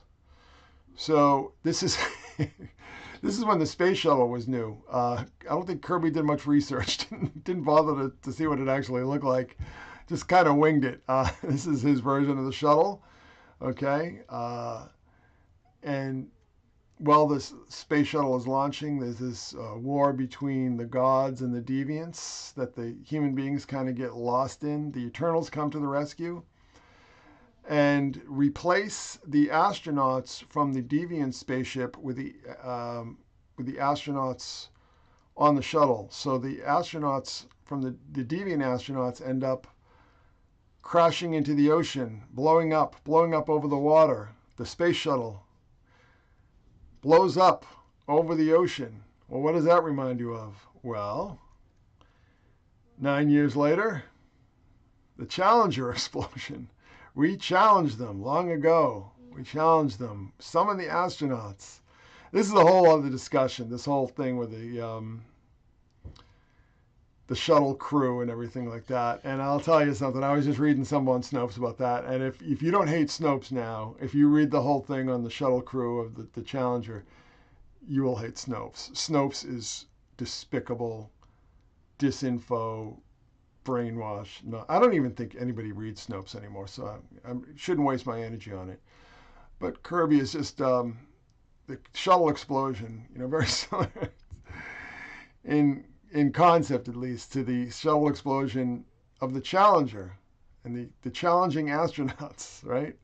So this is dream logic. This is how this stuff tends to work. A lot of these things, you're getting glimpses. Things are coming in from the ether. Things are coming in from the collective whatever. And the more sensitive, the more attuned of us, among us, can sort of pick these things up before they actually happen, before the timeline gets there. And Kirby did a lot of that. There was a lot of that, as we saw with the face and so on. Here's another interesting one. This storyline, so the deviants disguise themselves as demons from hell, and the leader of the deviants disguises himself as Satan. Remarkably similar to Devil's Due. If you read my debunking of Project Bluebeam, that whole episode of Star Trek where they base a lot of that on is just a rewrite of Jack Kirby. Again, people just taking Jack Kirby's storyline. So, the deviants want to conquer the world, and they scare humanity by dressing up as Satan and his demons and so on. And we saw that in Devil's Due in 1991 in Star Trek The Next Generation. And, there it is.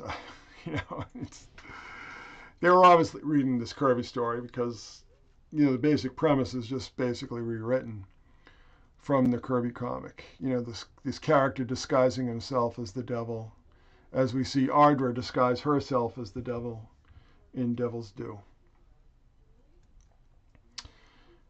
And interestingly enough, there is a blue beam in the Eternals as well.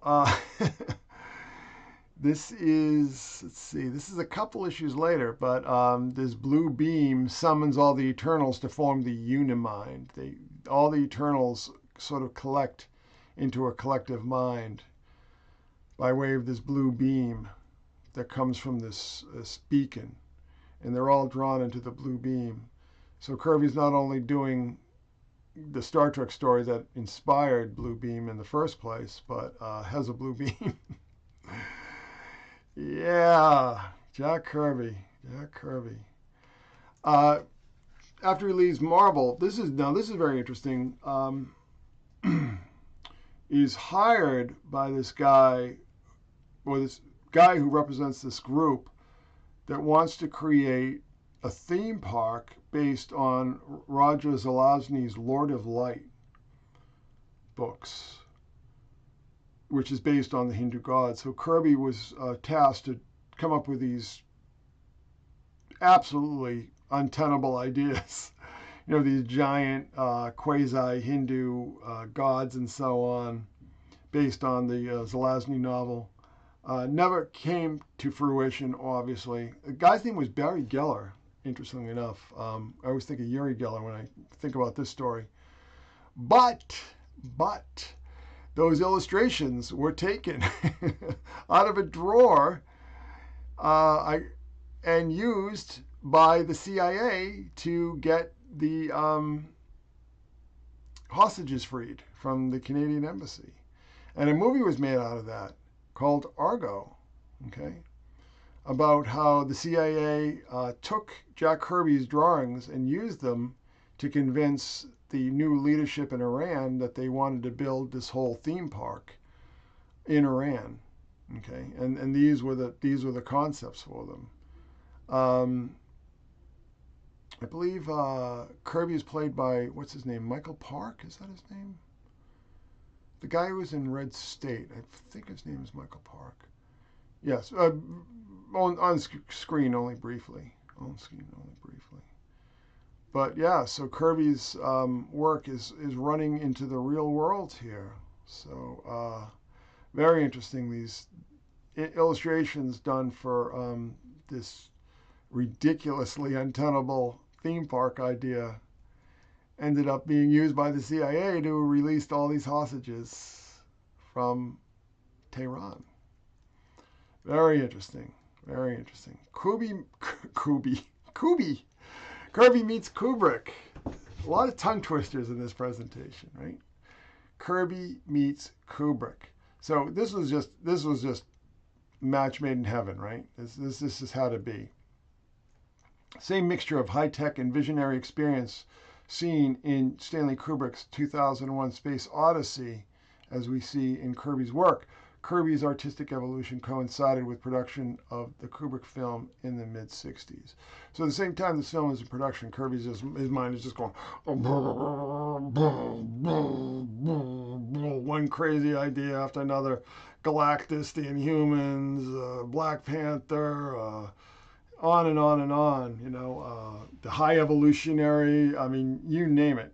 Ego, the Living Planet, all this stuff that Marvel is making billions on 50 years later, his brains are just going. Now, this is interesting because this comic here was originally drawn in the late 50s and wasn't released until 1966 when 2001 was already in production. So astronauts find a stone artifact on the moon, very similar to the original pyramid of the story, The Sentinel, the Arthur C. Clarke story. The alien artifact is activated while it's being filmed, just like we saw in the Clavia space scene, right, with the monolith.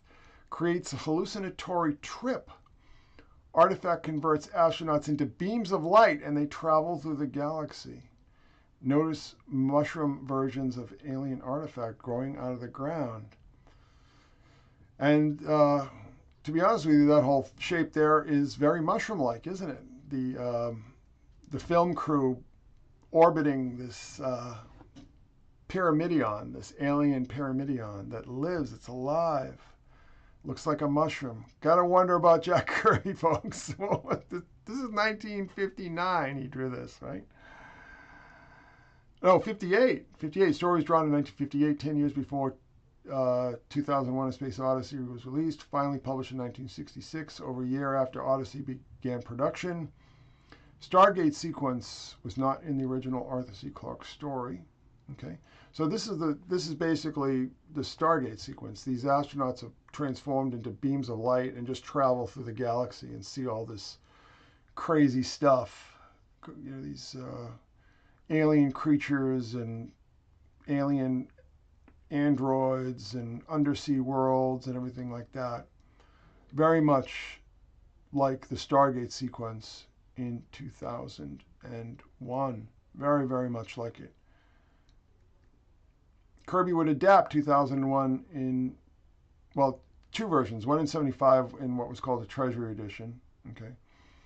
And then he did a 10-issue series. What had happened is that Marvel bought the rights to do an adaptation of the film, which Kirby did and is very weird. And then were given the permission to do a 10-issue series based on 2001: A Space Odyssey.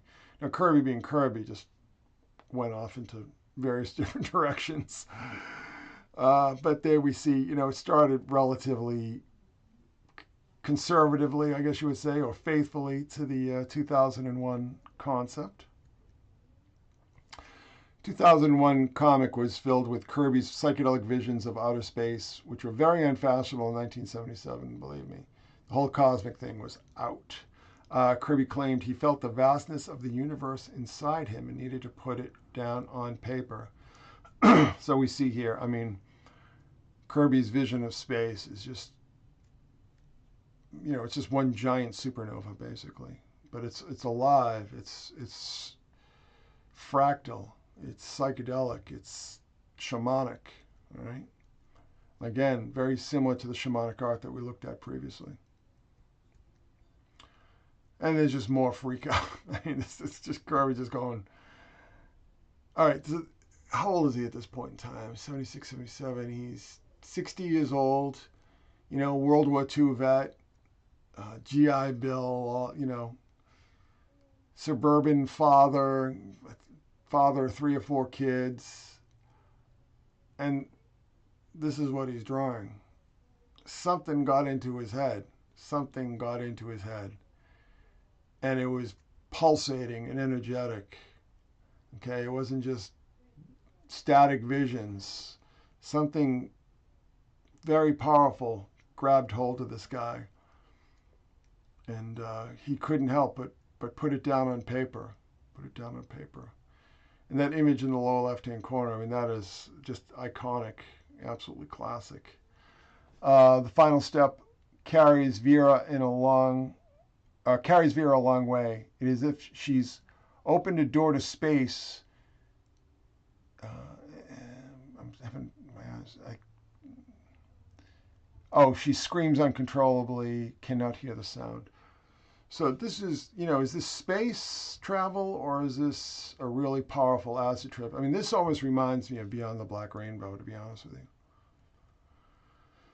Kirby just went to town, just whatever he was thinking about that day, he would make a comic book out of. This, you know, is very much anticipating cosplay and LARPing at conventions. I mean, cosplay was around, but he took it to the next level, that there would be LARPing theme parks where adults would go, adults, right?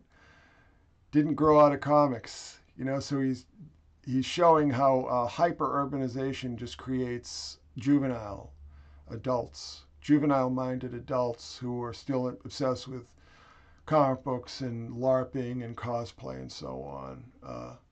Very prophetic in his way here. And he's doing it in 2001: A Space Odyssey for no discernible reason. But he saw, so this is the final storyline with the Star Child. He saw the Star Child as inherently apocalyptic, signaling mankind's evolution to post-human. Kirby began to feel that human beings would never be able to travel into space, that if we sent anything out into the stars, it would be androids and artificial intelligence and robots and everything like that. You know, that human beings would never travel deep space, in his view. And this is actually from Black Panther, but at the same time, this is the 6 million year man from 6 million years in the future. Hatch 22 is where he lives. Remarkably similar to Crowley's Vision of the Lamb. This is all at the same time, so he's processing all these really strange ideas. But again, I mean, not unlike a Gray either, right? So, you know, we have the similarity with Lamb, but also very similar to an alien Gray. Enter the AI archons, okay? So Kirby is doing stories about robots and AI, you know, as many comic book stories were, but he's sort of doing it in this whole different context. Now, the first story that he and Stan Lee worked on together was called I Discovered the Secret of the Flying Saucers. And the secret of the flying saucers is that they were AI.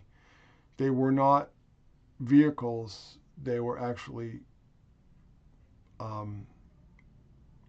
biological entities. I mean, technological cybernetic entities. They were artificial intelligence from a world that had evolved into robots and so on. So he's doing all these stories about supercomputers and AIs very early on. So the story on the left is from maybe 1960, 61, same time period as the other story. Well, actually, the other story I think is from 59. So he's doing all these stories very early on about AI and so on.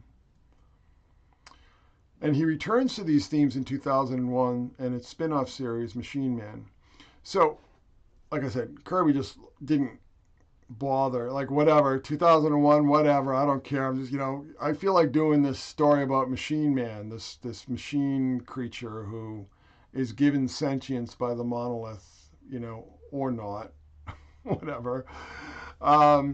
Kirby claimed in an interview that HAL 9000 from the original film was correct, that a machine could perform the Jupiter mission better than astronauts. Kirby's Star Child is an android, which we see here. So the issue before has, you know, all of humanity being wiped out through World War and so on, famine, plague, the rest of it. And what is going to take its place is going to be this creature here, the artificial intelligence, X-51.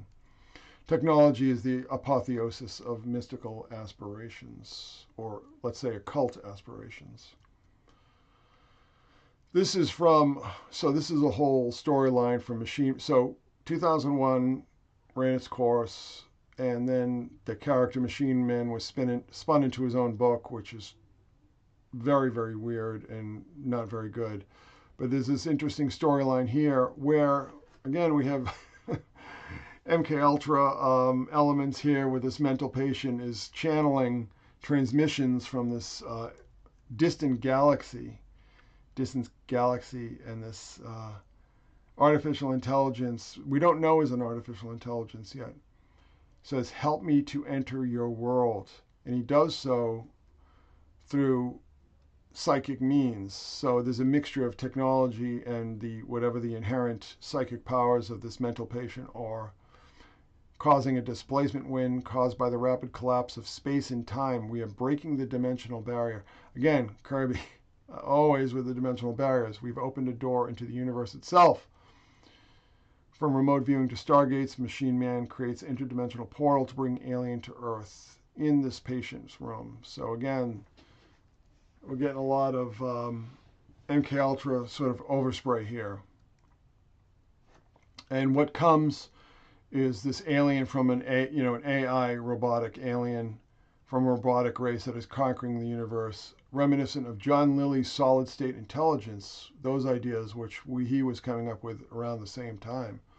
So we have Philip K. Dick with Valis and so on, and then John Lilly with Echo and SSI, and then Kirby's sort of doing his version on it. Something was going on. Something was in the air. I'd have to go back and see why all these kind of people are sort of coming up with very similar ideas of orbital AIs and artificial demonic intelligences and so on.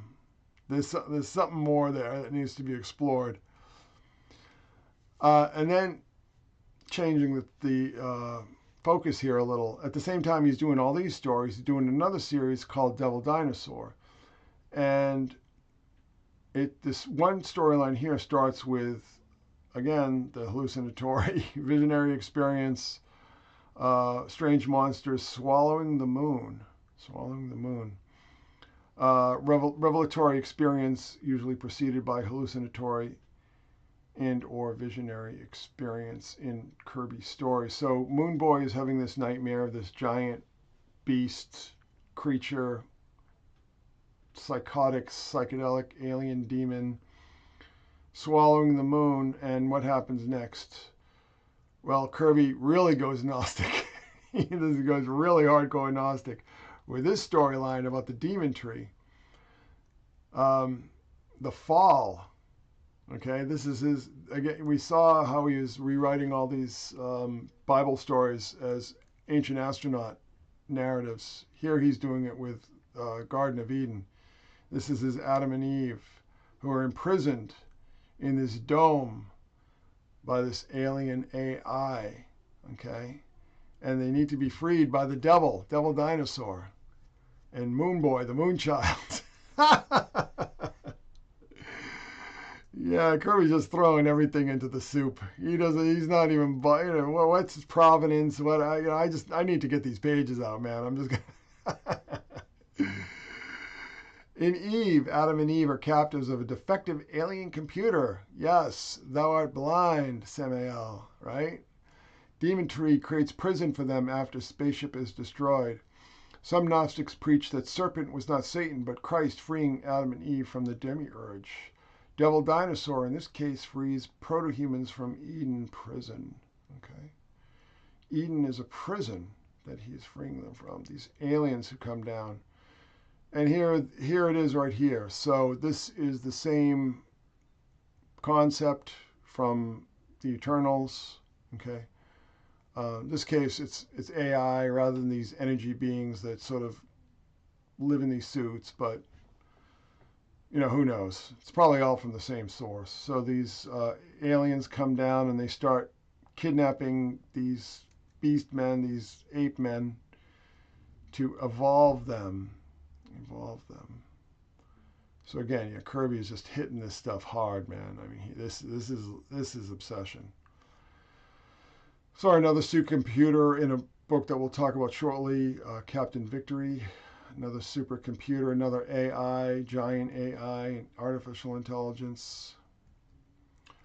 When Kirby picked up the New Gods in the early 80s, did it this whole cautionary tale about AI and automation. That automation and AI would basically destroy humanity, and that's what we see here. That the warriors of apocalypse have been replaced by drones right here, aerial drones, and earthbound drones, keeping control over Armageddon, where all the pores live. Slum Patrol X-12. Yeah, Kirby's taking a very, very dark and cautionary and dim vision of technology, computer technology, AI, robotics, automation. starts to see all this stuff as very dangerous and very threatening. Okay. Kirby goes cuckoo. If he if he wasn't already, as crazy as all this stuff was, he went really nuts next. Captain Victory, his last major series. Androgynous, dying, resurrecting savior. Kirby was obsessed with this whole archetype of these blonde, androgynous warrior types. Thor, Khazar, Kamandi, Captain Victory, a bunch of them. This was something in his mind fixated on this archetype. An alien god conceived as son of Orion of the new gods. Psychic ability is the key to his godhood, right? And she goes, "You are one of the gods, aren't you?" Captain Victory. First Captain Victory storyline appropriated by Jim Caron for the second Alien film. Captain Victory comes to Earth to fight colonizing insect race that uses humans as incubators for its young. These are just updates of the insectons from the New Gods. So this is 1982, 4 years before Aliens. Jim Cameron, notorious plagiarist, was sued successfully by Harlan Ellison for stealing his ideas from The Outer Limits. I would argue that the whole Avatar series is stolen from Frank Herbert's, some of his novels. Yeah, there we go. But this is this whole storyline. The basic elements, the basic conceit was stolen by James Cameron for the second Alien film. These the space rangers in Aliens, they're the space marines, but these insectoid aliens are not dissimilar at all to the aliens in Alien, and we already saw that that there was an acknowledged bit of stealing from the Eternals in the first Alien film. Kirby's visions become totally unhinged from reality, obsessed with vision of giant eye opening in space. There we see there. It is impossible. It defies every principle of space and time. It can't happen. And of course, it's Quadrant X, so it's another interdimensional stuff that he'd been doing since at least the 60s with the negative zone and so on. Kirby's image of outer space became ever stranger. This is the distortion zone. When you travel at the speed of light, it creates these distortions.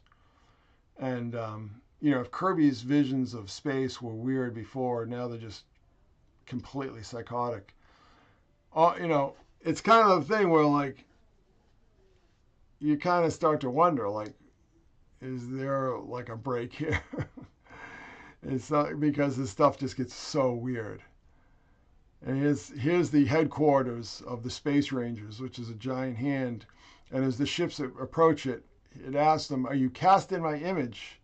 And the ships have to respond, "We grow in your image."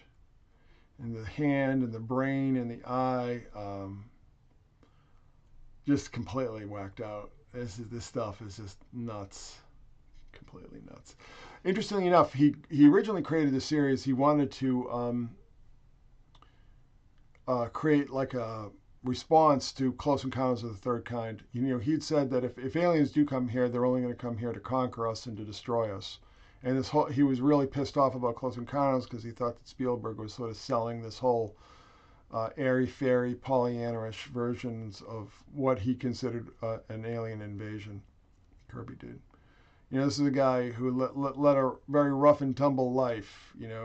He was not given to flights of hippie-like childish trust in the unknown.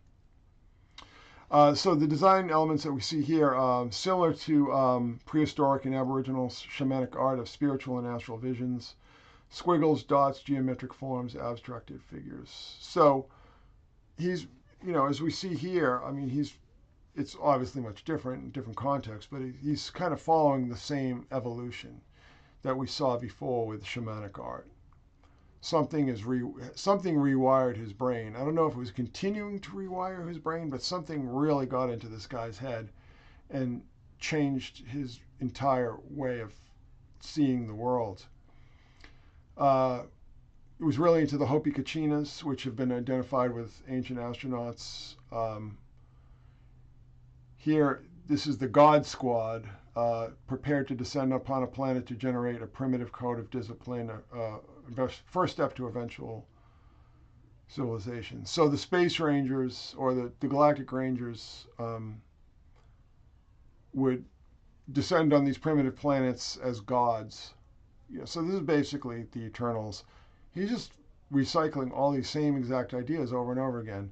And when Ancient Aliens did like a thing on superheroes, I don't think they even mentioned Kirby, because I'm thinking like, how do you do something? How does Ancient Aliens, which is a crap show, don't get me wrong, how do they do something on superheroes and not talk about Jack Kirby, who is completely obsessed with ancient astronauts? How do you do that?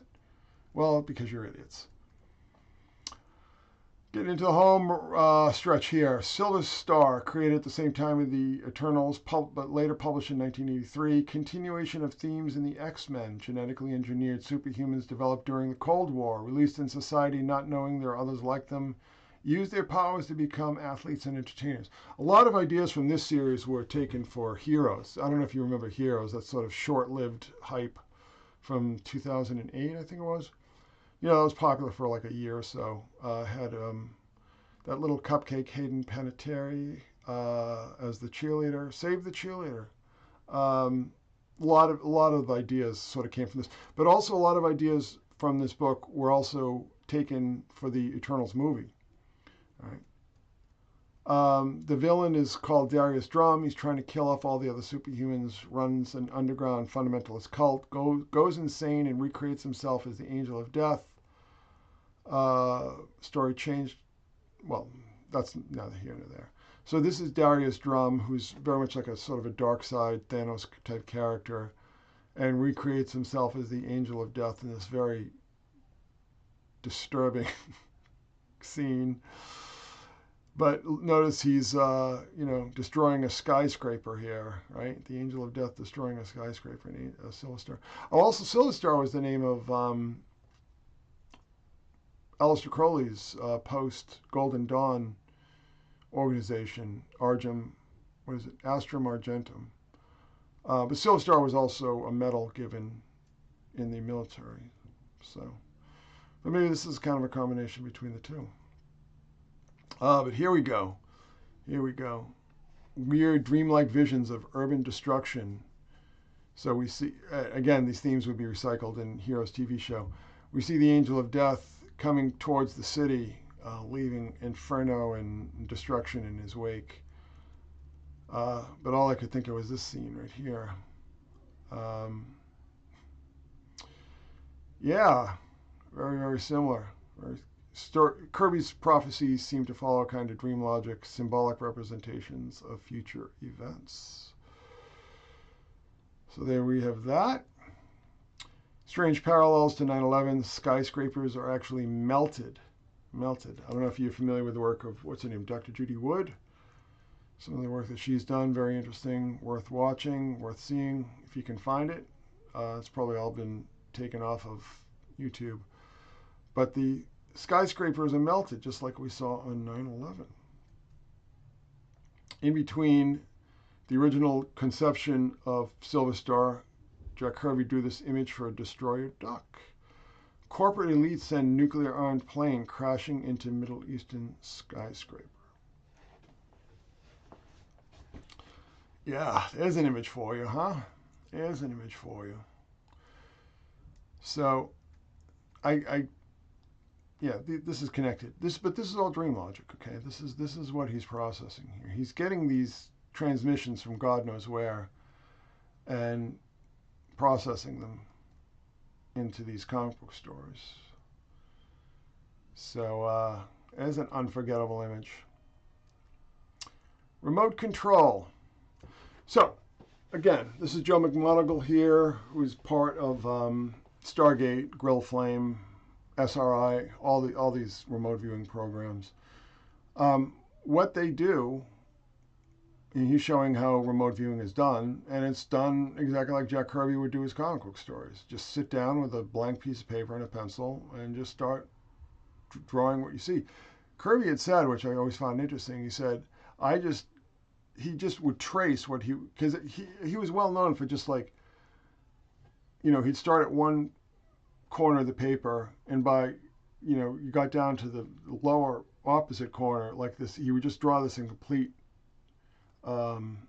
image. And, somebody who I interviewed who worked with him said it was, it was like a computer printer, it's like a mapping machine. He just would start and like draw what he saw, because he said he just, with his mind, he projected the images in his head onto the paper and he just traced them, which is really freaky. But it's very similar, again, to remote viewing. Grill Flame, Joseph McMoneagle. And probably the best known remote viewer is Ingo Swann, okay, whose artwork was not unlike Jack Kirby's at all. At all. I mean, I can imagine this being done in Jack Kirby style. It's kind of similar to those images from Lord of Light that we looked at before. And the space is this pulsating kind of field of energy. This is not unlike Jack Kirby's artwork at all, nor is this. So this is Ingo Swann's artwork, which, believe it or not, to this day, I hadn't ever seen. I'd never seen his. I knew he was an artist, but I didn't know he was this good. He's really good, or he was really good. He passed away a few years ago. But so the world's most famous remote viewer is doing artwork not unlike Jack Kirby's at all. Cosmic, heroic, shamanic, glowing, pulsating, illuminated, all these things, not unlike Kirby's artwork, at least in conception, in theory. So, to sum it all up, Kirby was always talented. He was, started working as a teenager, became very famous in the 40s. Each decade sort of reinvented himself. Sometime in the mid-60s, his artwork starts becoming like this, just whacked out psychedelic insanity. And he starts foreseeing things at the same time. Maybe not as explicitly and deliberately as a remote viewer, but, maybe on the scale of time, maybe a bit more impressive. At least I would think so. So this is the man, this is the mind that basically kept Hollywood's lights on for the past 15 years. Okay. The well has run dry. It's time to put all this aside. Jack Kirby's work has been exhausted, has been exploited beyond all reason.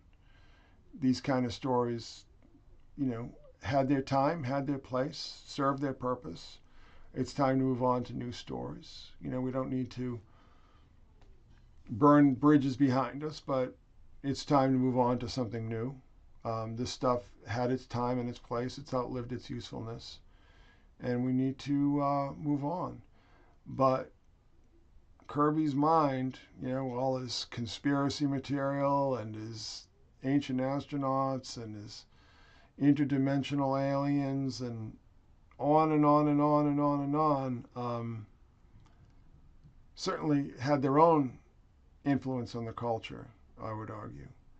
Separate and parallel. Marvel kind of Marvel did a lot of, Arnim Zola was a Kirby character. The Cosmic Cube, that was a Kirby concept. The first Thor movie was, in my mind, an Eternals movie. That was the real Eternals movie. The first Thor movie was much more like Eternals than it was like Thor. So, even all these later ideas got incorporated. The Eternals has never worked in my estimation. Kirby couldn't get it to work. Nobody else could get it to work. The movie didn't work because it's a faulty foundation. It's just an idea that Kirby had that he never really developed, and that was the genius of Stan Lee, is that Stan Lee really helped Kirby bring these ideas, from weird nebulous things in his head to billion-dollar properties. And,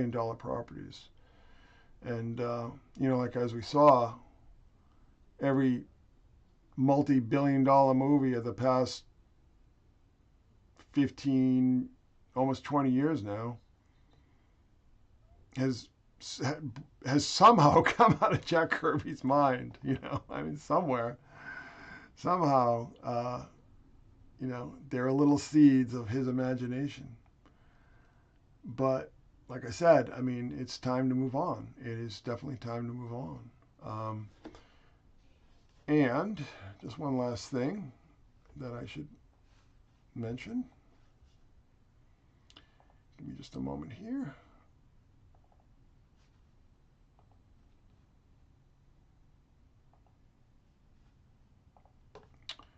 Don't forget the Spandex Files, which is my farewell to Kirby and comics and all the rest of it.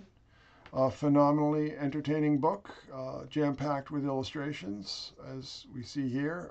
Very highly inspired by Kirby, cover and back cover, right? Kirby's in my blood. I stupidly followed my dreams. If I could go back in time, I'd tell myself, become a carpenter, okay? You can be creative and do interesting things, but, don't become an artist. I would definitely have advised myself against it. But, what's done is done. What's done is done. And, Kirby's in my blood. I can't deny it. But this, just want to put in the pitch for this book. This is a phenomenal book.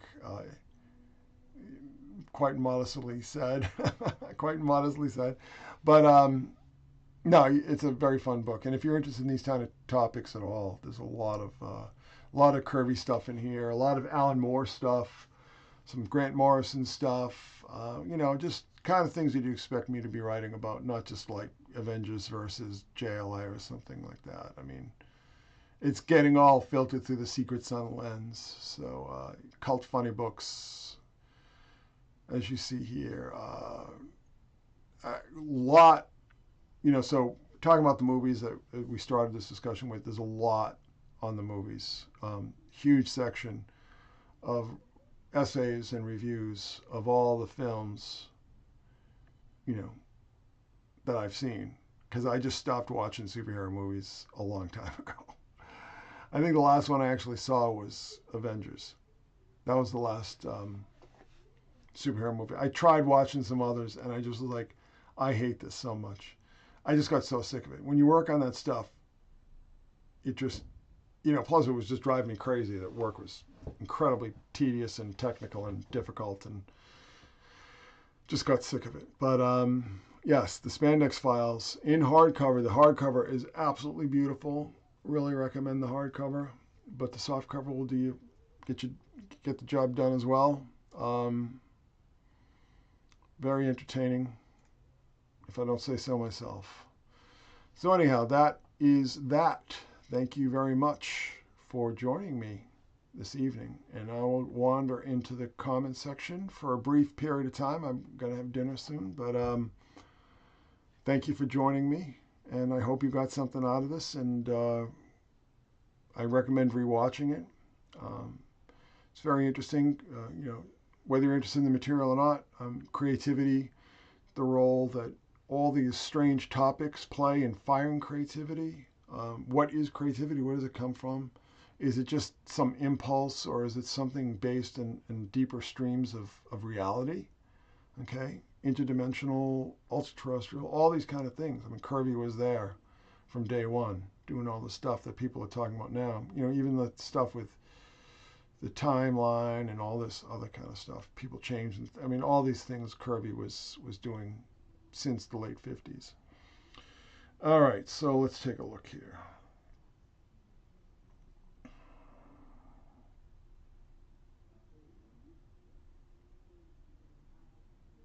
Makes a good gift, too. Yes, thank you.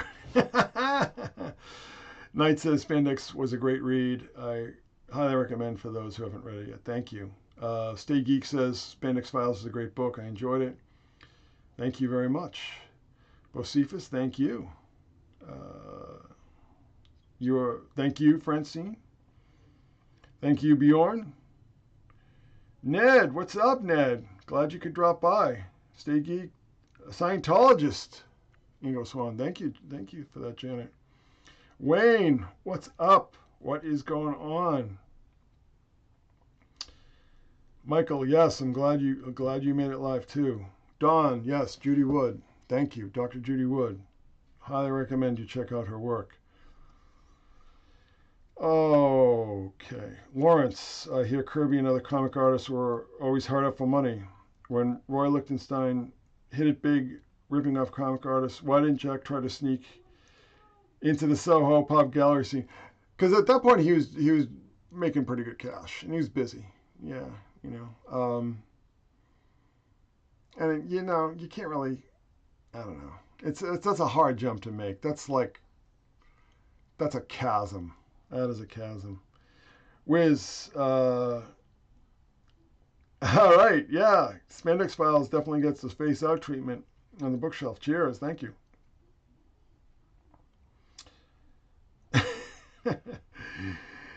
Han Solo was supposed to be named Feet So High.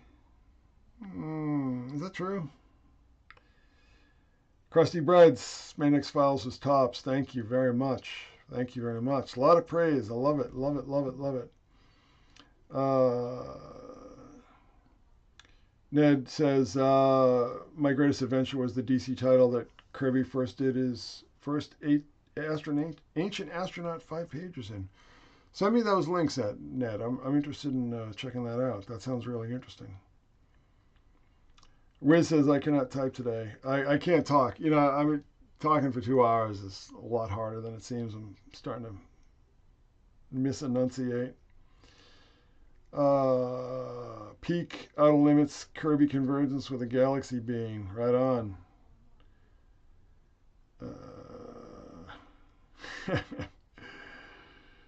Okay. A lot of great comments here. A lot of great comments. Stay Geek, this is why Kirby is so amazing. His mind was the drug. Reminds me of Salvador Dali, right?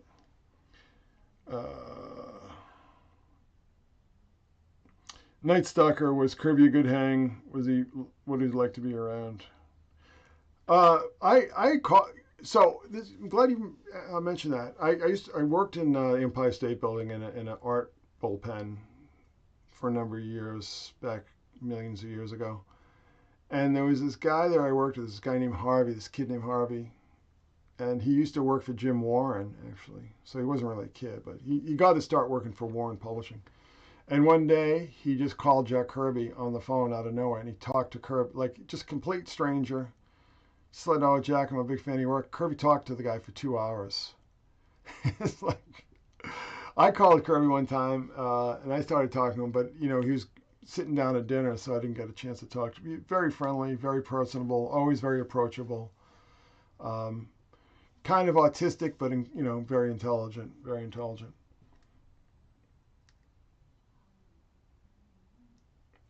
Cosplayers, watchers, yeah, wow, there's a lot here.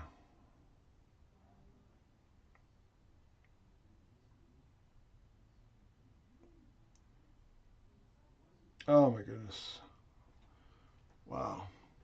All right, I'm gonna end this at 7:30 because you know I'm got wicked OCD and it has to be like an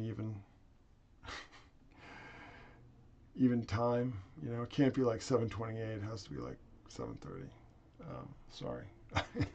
Otherwise, I'd hang around till 8. But I'm spent. That was I've been working real. I don't know if you could tell, but I was working really hard on this presentation because you know this is kind of like getting it all out of my system. You know, I kind of cut my teeth on this stuff. You know, the Secret Sun really started doing this kind of stuff, and you know, interestingly enough, when I first started doing this stuff, everybody was like, "Why are you talking about this? Like, what? Like, who? Like, comic books? Like, why? What?"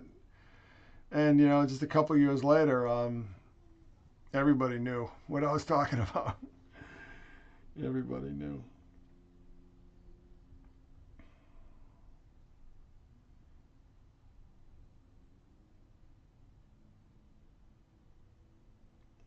Wow, very busy chat room. This is great. This is fantastic. Can't read them all, but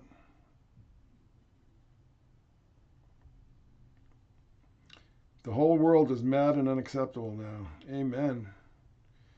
Did Akira steal from Kirby? I'm sure all those guys read, I'm sure all those OG manga anime guys read Kirby. Absolutely. You know who was really influenced by Kirby was Philippe Drouillet, the French science fiction book guy. Mobius was as well, too. When Kirby started doing all that crazy stuff in the 60s, I mean, nobody had really seen anything like that. Certainly at that scale. Um, you know, it just boggles my mind that you could just go to the corner store, 12 cents, and you got your mind blown open, just absolutely mind-boggling stuff you've never seen before. I mean, oh, I'm going to start sounding like an old man.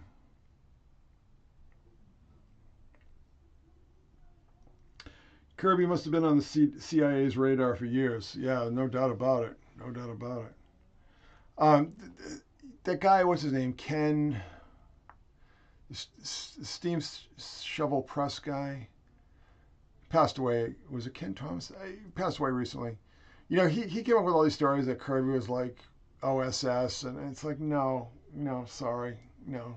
Kirby couldn't even drive a car. I mean, he just was way too autistic to ever do any of that stuff. Unfortunately, I guess. He just he wasn't being read in on anything. He was either getting it from all the reading he did or picking it up from parts unknown. Nobody was feeding him information, believe me.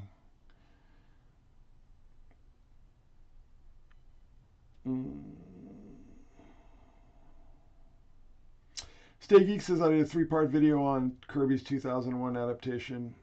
Yeah, the enormity of his vision. Did Jack do magic mushrooms or anything like that? Well, you tell me. You tell me. You look at all this information and you tell me. I'm going to duck out of that conclusion. Drugs can access other dimensions and realities. Yeah, they can. Oh my goodness. Ken Thomas, not Ken. Ken Benkowski died like 15 years ago. Long time ago. Originally found The Secret Sun years ago when out of curiosity I googled Jack Kirby and Philip K. Dick. Oh.